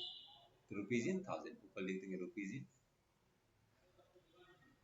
थाउजेंड, तो जैसे है उतना ही ले लेंगे। पहले टू मटेरियल, मटेरियल में कितना हो जाएगा, ये रिटर्न वाला माइनस कर देंगे, मटेरियल रिटर्न कितना होगा 270, इशू कितना किया था 8500, 8500 माइनस 270 8230, 8230। एट साइड वाला इधर दिखा देंगे अपोजिट, टू डायरेक्ट वेजेस, तो डायरेक्ट वेजेस में क्या आ जाएगा, जो direct wages paid 4020 plus outstanding वाला नीचे कितना 250, तो ये हो जाएगा 4020 प्लस 250 आउटस्टैंडिंग वाला 4020 प्लस 250 4270। ठीक है, एक बार क्रॉस चेक कर लेता हूँ कैंसर से भी। फोर टू एट फाइव, अच्छा इधर 85 इन्होंने रिटर्न इधर दिखा दिया तो भी चलेगा, नेट कर दिया तो भी चलेगा, जैसे कंजम्पशन दिखा देते हैं, मटेरियल साइड भी माइनस कर देते हैं तो भी चलेगा, कैसे भी चलेगा, कोई दिक्कत नहीं है। डायरेक्ट मटेरियल हो गया, वेजेज हो गया, अगला डायरेक्ट एक्सपेंसेस, डायरेक्ट एक्सपेंसेस ये दिया हुआ है, जितना दिया है वो ले लेंगे यहाँ पे, तो आपको डायरेक्ट एक्सपेंसेस यहाँ पे दिया हुआ है 1000। अब बाकी खर्चा सब ले लेंगे, बाकी खर्चा में ऊपर से चलेंगे, तो कॉन्ट्रैक्ट प्राइस तो खर्चा नहीं है, वर्क सर्टिफाई नहीं है, प्रोग्रेस पेमेंट नहीं, इशू हो गया, planning and estimating cost, planning and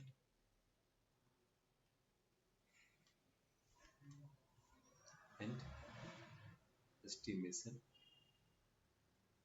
cost, cost 1000।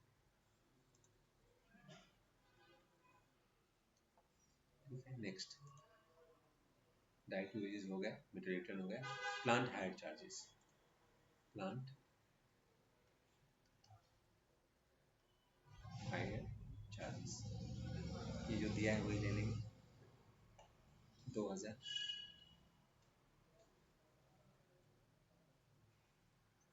बाद में और कोई कॉस्ट नहीं तो डेप्रिसिएशन आ जाएगा, हेड ऑफिस एक्सपेंसेस वो भी आ जाएगा, तो head office expenses apportionment, head office expenses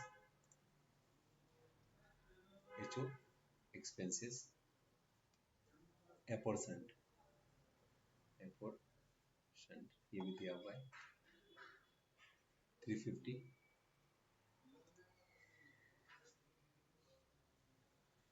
then अगला दिया है साइट ऑफिस कॉस्ट,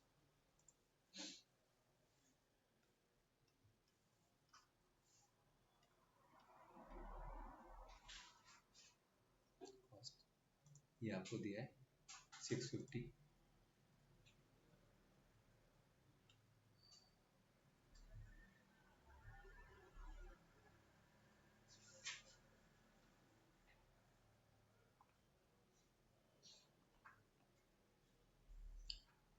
तो ये सब हो गया। अच्छा वेजेस रिलेटेड कॉस्ट, दो बार वेजेस क्यों है डायरेक्ट वेजेस पे, वेज रिलेटेड कॉस्ट, अच्छा ये मतलब जो बेनिफिट वगैरह देते हैं वो भी आ जाएगा, तो इसको भी लेना पड़ेगा, वेज रिलेटेड कॉस्ट भी आ जाएगा, क्योंकि वेज मतलब PF जो सब देते हैं वो सब जाएगा, तो वेज रिलेटेड कॉस्ट जितना कॉस्ट आएगा सब आ जाएगा, वेज रिलेटेड कॉस्ट 500 ये भी आ जाएगा, और कुछ बचा नहीं, अब सब आ गया। इधर लिखेंगे दो चीज, by material at site, by material at site या एट हैंड जो भी दिया रहेगा, ये आपको दिया है मटेरियल एट साइट, यहाँ पे 500 लेंगे, 1000 में ले रहे हैं सिर्फ 500 लेंगे, जो बच गया ये हो जाएगा by WIP work certified, work uncertified, क्या बोले, हाँ चलेगा ना, कैसे भी कर लीजिए, एग्जाम में ऊपर नीचे कर लीजिए चलेगा। हाँ प्रॉफिट निकालेंगे नोशनल, पहले उसका बैलेंस कैरी डाउन फिर नीचे कल किया वैसे, हमेशा किया तो भी चलेगा, ठीक है, बुक में कैसा किया बुक को फॉलो करते हैं,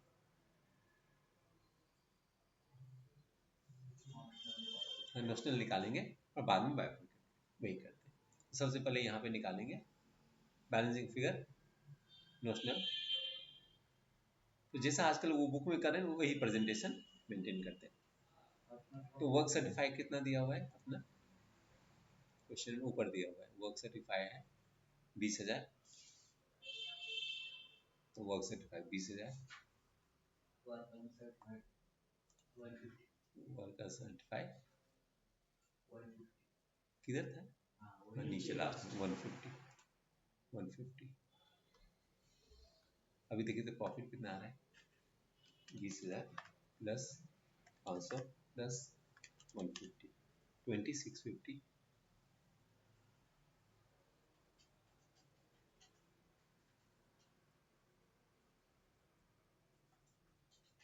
वो 500 लीटर से लिया दिया 5 लाख, तो 5 लाख में से 3 जीरो निकाल रहे हैं ना सब, 1000 में।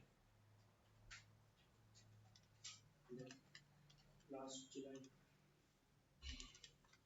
ढूंढिए ढूंढिए 3150 देख, नहीं मिला 2650 2650 सर 150 हुआ वो तो हमने उधर माइनस कर दिया था 8500 में से। डिप्रिसिएशन अच्छा डिप्रिसिएशन खा गए, डिप्रिसिएशन नहीं लिया सॉरी, एक और आ जाएगा डिप्रिसिएशन। उधर में हमने इधर माइनस किया त्रिशूल जी 823 इधर माइनस किया ना 270 8500 माइनस 270 रिटर्न हमने इधर ले लिया, 2 बार नहीं लेंगे ना, नहीं तो फिर इधर लेके रिटर्न उधर दिखा सकते हैं, कैसे दिखे आया समझ में। तो डिप्रिसिएशन के लिए उन्होंने क्या बोला था, 30 लाख का प्लांट है, 5 lakh residual value 5 lakh, residual value कितना है 5 लाख है, तो 30 lakh minus 5 lakh divide by 5, 5 lakh 30 lakh minus 5 lakh divide by 5 और 500 हजार, ये फिगर हटा देंगे तो 500 हो जाएगा, डिप्रिसिएशन आ जाएगा 500। कैलकुलेशन नीचे डिप्रिसिएशन का दिखाता हूँ, depreciation per annum equal to 30 lakh, और चूंकि 1000 तो 30,000 लेंगे क्योंकि हम 1000 में लिख रहे हैं, 30 लाख को लिखेंगे तो 30 आएगा, माइनस 5 लाख को लिखेंगे तो 500 आएगा, डिवाइड बाय 5, और ये आ जाएगा आपका 500 इन 1000, तो 500 और अब आ गया 2650 माइनस 2150, इसको नीचे लेना पड़ेगा, और बाद में फिर नोशनल प्रॉफिट इस साइड लिखेंगे, बाय नोशनल प्रॉफिट 2150, इधर हो जाएगा 2 profit and loss account and 2 reserve, और ये मैच हो जाएगा 150 से 150 तो amount to be transfer to profit loss क्या हो जाएगा, amount to be transfer to profit and loss account. तो ये अपने परसेंटेज कंप्लीशन देखना पड़ेगा, कितना परसेंट कंप्लीट हुआ है, परसेंटेज कंप्लीशन के लिए कॉन्ट्रैक्ट कॉस्ट कितना है 35,000 और वर्क सर्टिफाइड कितना है 20,000, मतलब 50% से ज़्यादा है, तो परसेंटेज कंप्लीशन कितना हो जाएगा, नीचे कर दिखा दो तो परसेंटेज कंप्लीशन वर्किंग नोट ये भी दिखा दीजिएगा, completion equal to work certified divide by contract price into 100, work certified आपका है इस केस में 20,000 divide by 35,000, 20,000 divide by 35,000 into 100,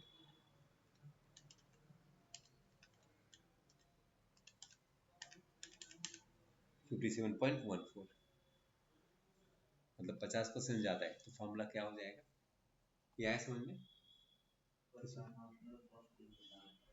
notional profit 2150 नहीं आ रहा, बैलेंसिंग फिगर ना इसमें से सब माइनस,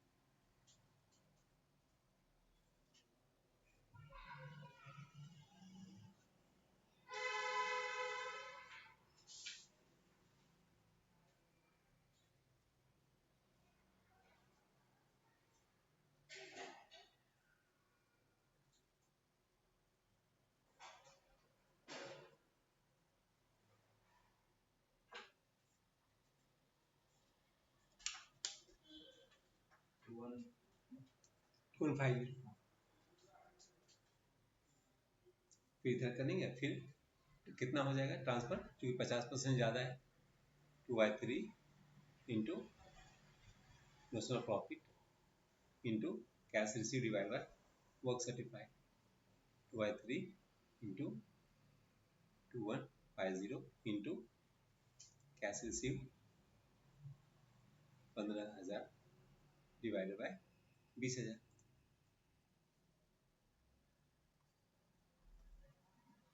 इजकल टू हो जाएगा 2150 15,000 इंटू 2 डिवाइडेड बाय 60,000, 1075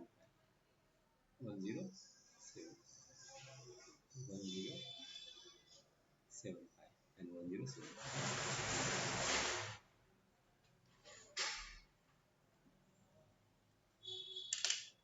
ठीक है, आगे हो गया। ये कि इसको मेंटेन करने के लिए प्रैक्टिस बहुत चाहिए, रेगुलर प्रैक्टिस चाहिए। जहाँ छोड़ा एक आध महीना सब, मैंने कहा अभी बहुत सारे बच्चे एकदम रिलैक्स मूड में, और यही सबसे मैंने कहा वजह होता है बार बार फेल होने का। बच्चे बार बार बात, कितने बार बच्चे, मैंने कहा मेरे पिछले बार फाइनल के बच्चे आए थे, मैंने उल्टा डांट दिया, तो बोला सर मैंने बहुत बेस्ट दिया, और बेस्ट कब दिया, लास्ट में दिया, बीच में टाइम बर्बाद किया, उसको काउंट नहीं किया। मतलब आप उसको कैसे छोड़ सकते हैं? लास्ट में एक महीना तो सब पढ़ता है, मैं हमेशा बोलता हूँ लास्ट में 1-1.5 महीना हर बच्चा पढ़ता है, आपने पढ़ा तो क्या किया? असली में वो बच्चा पास करेगा जो 5 महीना पर, और अगर एक बार फेल हो गए या एग्जाम के बाद, तो दोबारा जब आप पढ़ते हैं तो चीजें, जैसे मैंने भी एसएफएम कब सीखा, अच्छा जब ग्रुप 3 में फेल हो गया, जब अगली बार किया तब समझ में आया, क्योंकि पहली बार बिना पढ़े मुझे 57 मार्क्स आए थे, उतना ज्यादा डिटेल में नहीं पढ़ा था, रट लिया था, लेकिन अगली बार डिटेल में पढ़ा, समझा, तो फिर ज्यादा मार्क्स नहीं बना, 60 ही आया। एक 15 मार्क्स का क्वेश्चन तो कंफ्यूज हो गया, इसलिए छोड़ दिया, नहीं तो 75 आ जाता, पर फिर भी इसलिए मैंने कहा ऊपर का एक एक मार्क्स के लिए बहुत मेहनत, 45 तो आ जाएगा, लेकिन उसके ऊपर जाने के लिए परफेक्शन चाहिए, प्रैक्टिस चाहिए, थकना नहीं है, दिमाग थक जाता है। आप लोगों ने दिया, आपको समझ में आ रहा होगा कि 5-6 क्वेश्चन सॉल्व करते करते दिमाग थक जाता है, भले पेपर कंप्लीट नहीं होता है, लेकिन बीच में स्पीड भी कम हो जाती है, फ्लो नहीं रहता है, कॉन्फिडेंस नहीं रहता है, क्वेश्चन देख के नहीं लगता है पूरा सही होगा क्या, नहीं होगा, हो गया खत्म, इतना ही आंसर है। ठीक है, प्रैक्टिस तो जितना ज़्यादा प्रैक्टिस करेंगे, बाद में कैसे उठाना है फटाफट करते हैं, लिखने में स्पीड। नेक्स्ट क्वेश्चन, अगला ये वाला आप ट्राई कीजिए, फिर हम देखते हैं, बहुत आसान है, इजी है, बुक का ही क्वेश्चन, ज्वाइंट बाय प्रोडक्ट्स का क्वेश्चन है। तो fifth A, in manufacturing main product A company process the resulting waste material into 2 byproducts B and C, prepare a comparative profit and loss statement of 3 products using relevant cost method of byproducts from the following reversal cost method। reversal cost मतलब क्या होता है, cell से start करते हैं, joint cost निकालते हैं, और बाद में फिर प्रॉफिट निकालेंगे। अच्छा, इसमें 2 स्टेटमेंट उन्होंने बनाया होगा इस क्वेश्चन में, पहला ज्वाइंट कॉस्ट, बाद में प्रॉफिट लॉस, एक उल्टा एक सीधा, सिंपल आपको पता है। तो पहले ज्वाइंट कॉस्ट को कैसे बांटते हैं, उल्टा, सेल से शुरू करेंगे कॉस्ट तक आएंगे। अच्छा, उन्होंने दोनों वही कंपेयर प्रॉफिट सेल्स एंड, अच्छा सेल्स 2 बार किए, ठीक है, 2 बार की जरूरत ही नहीं था, हमारा एक बार में प्रॉफिट निकल सकता था, उन्होंने ठीक है 2 बार यूज किया तो 2 बार, इनफैक्ट 2 बार की जरूरत नहीं, हम एक बार में भी निकाल सकते हैं। तो comparative profit loss system book में बोले 2 बार निकाला है, हमारा आंसर एक बार में भी आ सकता है। एग्जाम के लिए आप 2 बार कर लीजिए जैसा बुक में किया, तो लेकिन मैं आपको एक ही बार से, उन्होंने क्वेश्चन 2 टाइप का पूछा है क्या, prepare comparative profit loss of 3 product using reversal cost method.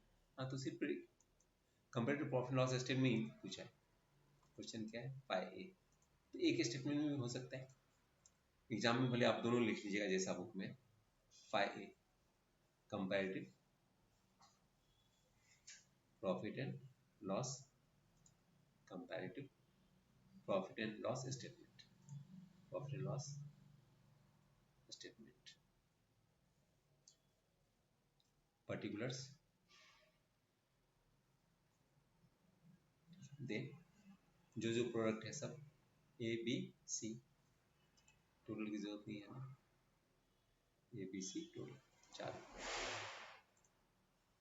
A B C total, sales से स्टार्ट करेंगे, प्रॉफिट तक जाना है। सबसे पहला सेल्स लेस फर्दर कॉस्ट, जो भी है फॉर्मेट क्या रहता है, सेल्स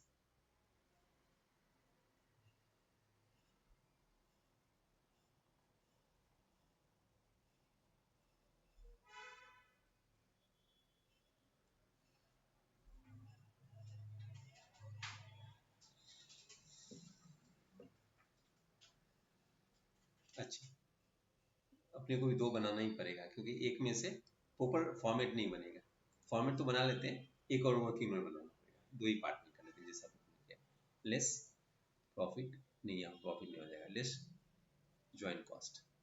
तो इसका जो फॉर्मेट होगा वो नॉर्मल चलेगा ऐसा, less joint cost, less joint cost मेरे साथ कर लीजिएगा कॉस्ट।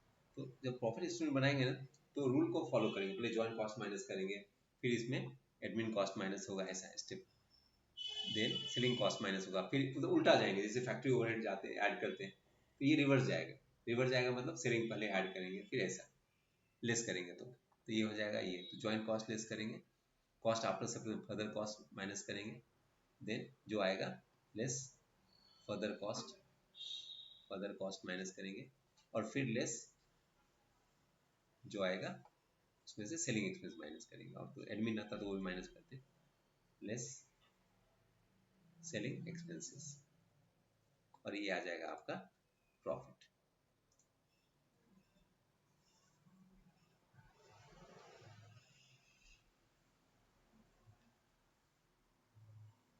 तो एक और हेडिंग देंगे, कैलकुलेशन या इसको हेडिंग को क्या वर्ड यूज करेंगे, एलोकेशन ऑफ ज्वाइंट कॉस्ट। अच्छा, कैलकुलेशन ऑफ ज्वाइंट कॉस्ट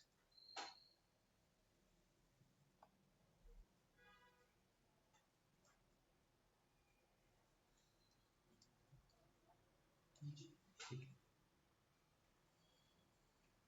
अच्छा, यहाँ कैलकुलेशन वर्ड सही नहीं है, अपोर्शनमेंट ही लिखते हैं, तो थोड़ा सा इसको जैसा बुक में लिखा है ना उसी को फॉलो करेंगे।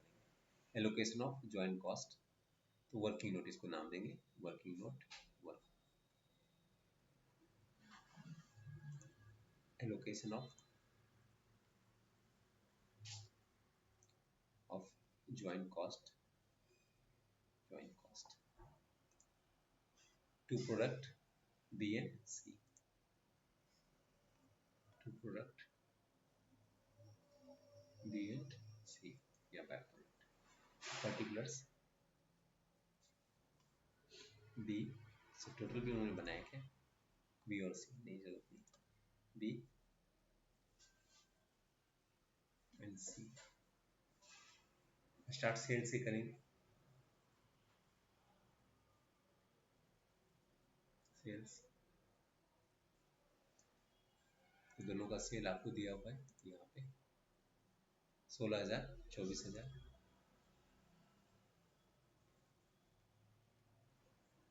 24,000 लेस प्रॉफिट, प्रॉफिट का परसेंटेज दिया हुआ है, प्रॉफिट 20%, 30%, 20%, 3200 और 24,000 7,200, ये हो जाएगा रेगुलर माइनस 3200 12,800, ये हो जाएगा 24,000 माइनस 7200 16,800, फिर फर्दर एक्सपेंसेस माइनस करेंगे, लेस इसमें से माइनस करेंगे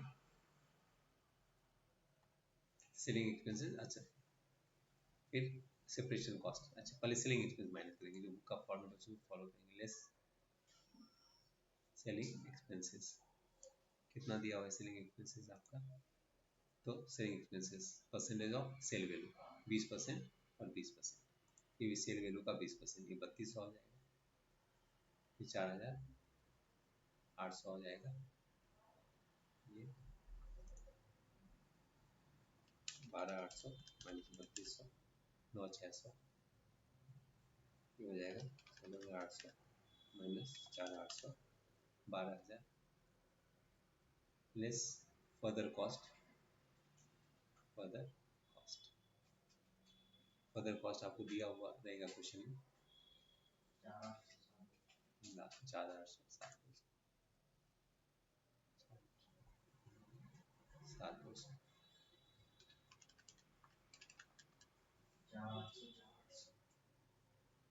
और ये हो गया joint cost, approximate of joint cost. अब ऊपर डाल देंगे।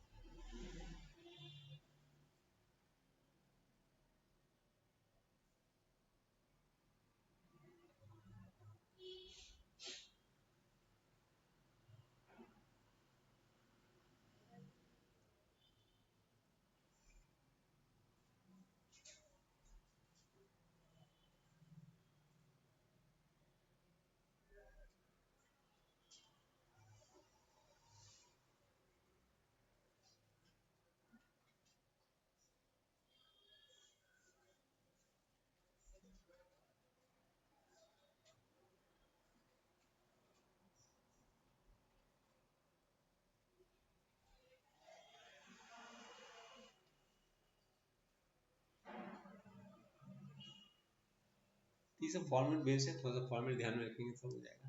अब ऊपर डाल देंगे फॉर्मेट में। सेल्स तीनों का दिया हुआ है 164 16 24 164 16 24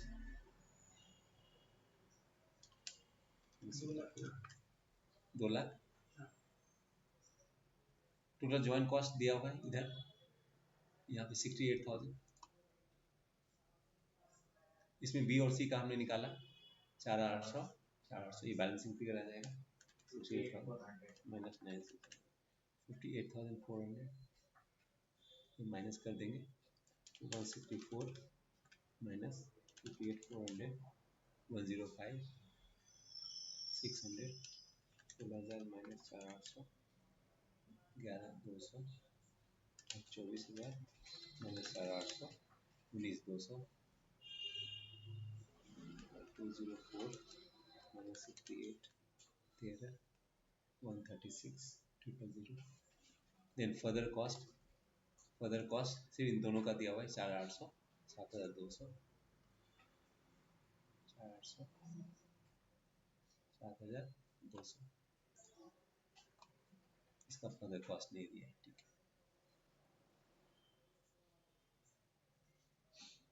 तो ये हो जाएगा 105 600 1,12,000 11,200 माइनस 4,800 6,400 19,200 माइनस 7,200 19,200 माइनस 7,200 12,000। और ये हो जाएगा आपका 800 प्लस 7,200 12,000 124। और सेलिंग एक्सपेंसेस ये अपना दिया हुआ था 20% सेल का 164 का 20% 164 इंटू 20% 32,800। और ये दोनों तो हमने ऊपर जो लिखा था नीचे वर्किंग 3200 4800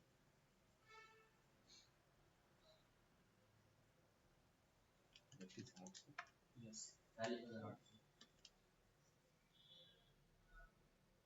माइनस करके ये कितना आ रहा है 83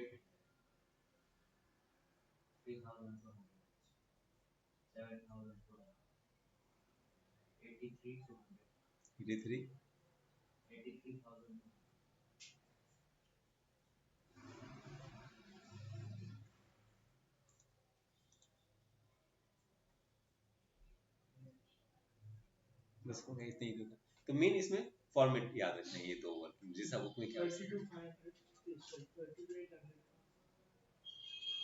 20% दिया हुआ है क्वेश्चन में, ये भी 20% सेल्स।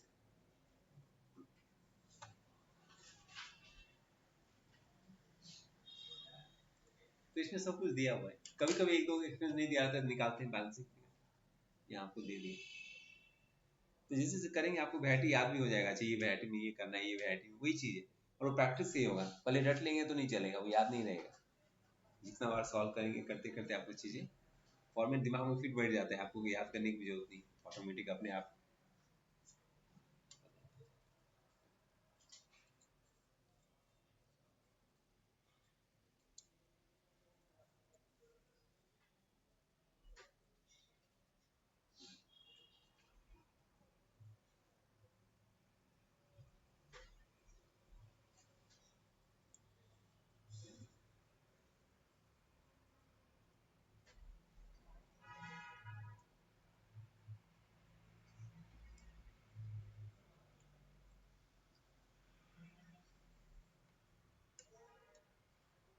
हुआ लिखा।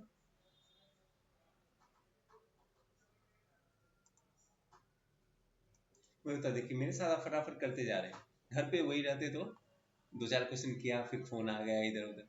वही मैं बोल रहा हूँ, थोड़ा सा टाइम निकाल के बाकी भी करते रहिए। और लॉ मॉर्निंग में लॉ पढ़िए, फ्रेश रहते हैं। और रात में भी एक दो बार उसको रिवीजन करते जाना है, डेली बार बार पढ़ते रहिए। जैसे इंडियन कॉन्स्टिट्यूशन पढ़ लीजिए, फिर इंडियन कॉन्ट्रैक्ट है जो डायग्राम वगैरह है, करते रहिए। कुछ दिक्कत रहेगा तो पूछते चलिए। नेक्स्ट अगला है आपका प्रिपेयर सेल्स ओवरहेड बजट। अच्छा बजट का क्वेश्चन, सेल्स ओवरहेड बजट में क्या करना है, ये आपका फिक्स है, ये तो रटा भी गया होगा। और आपका वेरिएबल आ जाएगा तीन, ये तीनों वेरिएबल है, बस इसी को तो सजाना है। तो ऊपर फिक्स, नीचे वेरिएबल। फिक्स तो फिक्स ही रहेगा, वेरिएबल चेंज हो जाएगा। कितने लेवल पे सेल्स लेवल क्या है, 1,00,000, 1,50,000, 1,75,000, ये तीन के लिए बनाना है। तो बजट, तो preparation of overhead budget for the month of January February and March. अच्छा 3 महीने का बनाना है, जनवरी फरवरी मार्च का बनाना है। तो budget sales overhead budget heading देंगे 5B। तो बहुत आसान है, sales overhead budget for the month of, for the month of January February March. अगर मंथ नहीं दिया रहता है तो हम सेल्स अमाउंट वाइज लिख देते, सिर्फ बजट लिख के अमाउंट लिख देते, सेल्स अमाउंट जनवरी फरवरी मार्च। तो यहाँ सबसे पहले हो जाएगा पर्टिकुलर्स जनवरी फरवरी मार्च। सबसे पहले लिखेंगे fixed selling overhead, fix selling overhead. Fix में आ जाएगा आपको ये चारों, एडवर्टाइजमेंट,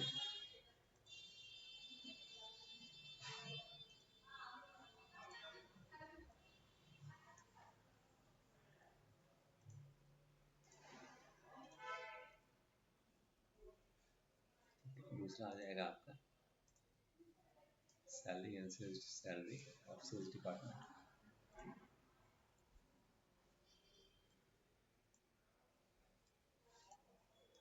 तीसरा आपका आ जाएगा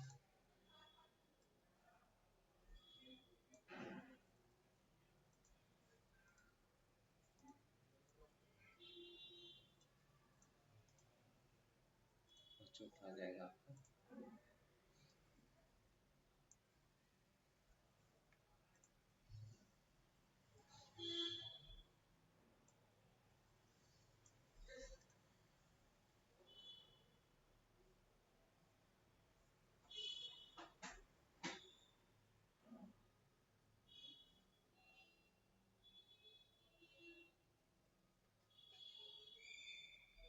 वेरिएबल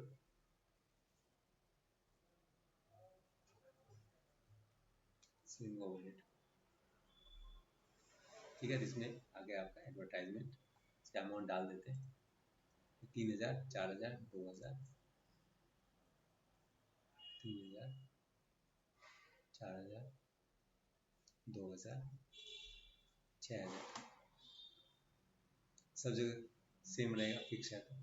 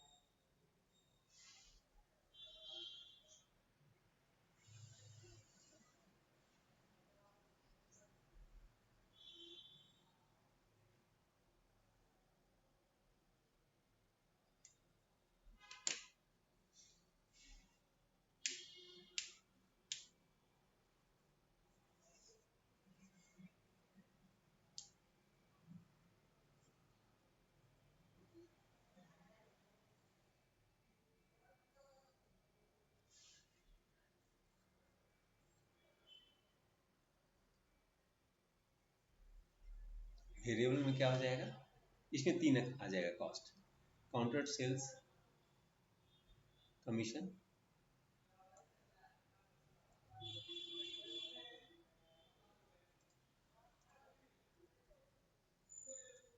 तो सेल्स 2 तरह का, एक काउंटर सेल्समैन का कमीशन आ जाएगा, देन ट्रैवलिंग सेल्समैन का कमीशन आ जाएगा।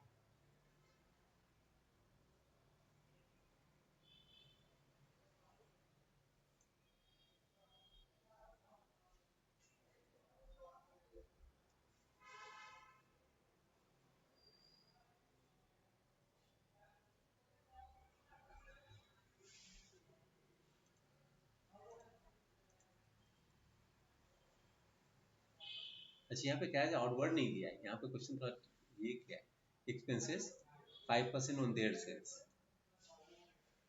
ट्रैवलिंग वालों का दे दिया है क्या, ये देखना पड़ेगा, ये पॉइंट कुछ अलग, नहीं तो क्या है आउटवर्ड था तो टोटल सेल्स पे देते थे, ये पॉइंट कुछ अलग लग रहा है, बस थोड़ा सा ट्विस्ट किया लगता है।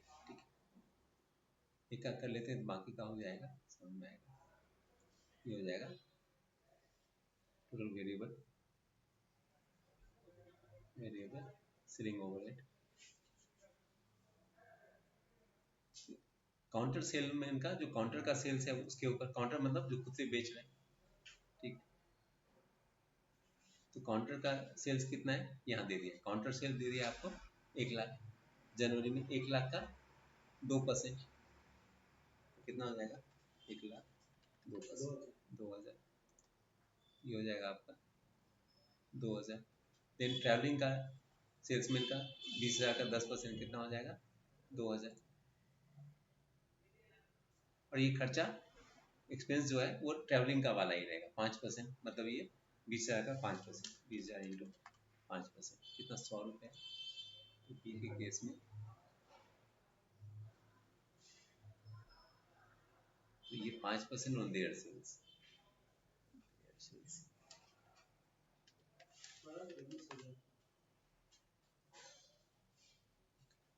तो 20,000 का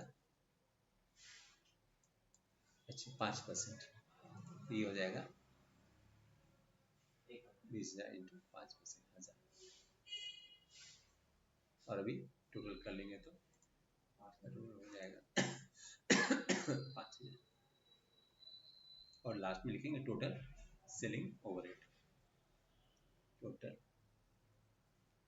सेलिंग ओवरहेड दोनों को जोड़ देंगे तो 15, 5, 20,000, ऐसे दूसरे का तीसरे का कंप्लीट कर लेते हैं। तो सेल्स में ये हो गया था 1 लाख, 1,50,000, जो 2% 3,000, फिर इसका 30,000 का 10% 3,000, और 30,000 का 5% 1,500, ऐसे लास्ट वाले का ये तीनों का आ गया 3, 6, 7, 500, और टोटल 1500, 22,500 आ गया, और तीसरे का आ जाएगा आपका 1,75, 2%, 3,500,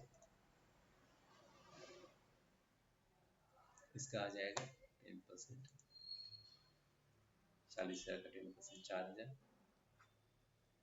और लास्ट वाले का 40,000 का 5%, 2,000, 4, 2, 6, 3, 9, 500, और 15, 9, 24,500, फाइनल आंसर आपका 20, 22 हो गया।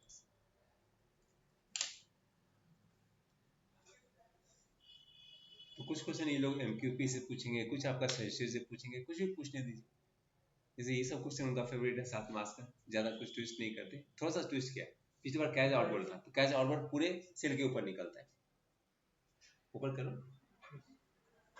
तो ध्यान दीजिएगा, थोड़ा सा क्वेश्चन चेंज करेगा, तो आपको बस ध्यान से पढ़ना है कि कौन से अमाउंट पे कौन सा परसेंटेज अप्लाई करना है।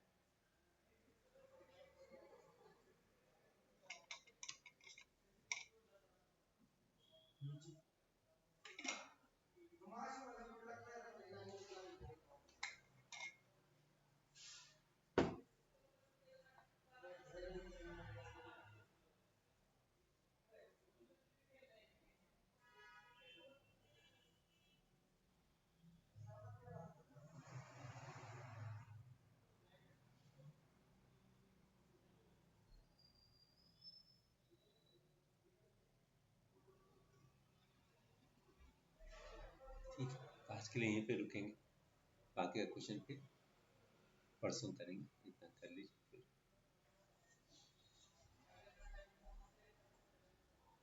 तो ये जो सिखाता हूँ बार बार करते रहिएगा, फिर से बोलता हूँ, उससे क्या होगा, आपको चीज़ें रटा जाएंगी, हर फॉर्मेट याद हो जाएगा, सब कुछ, मतलब एक बार दिमाग को चीज़ें याद हो गई ना, आपको देखिएगा हर अगला क्वेश्चन आसानी से सॉल्व होता जाएगा।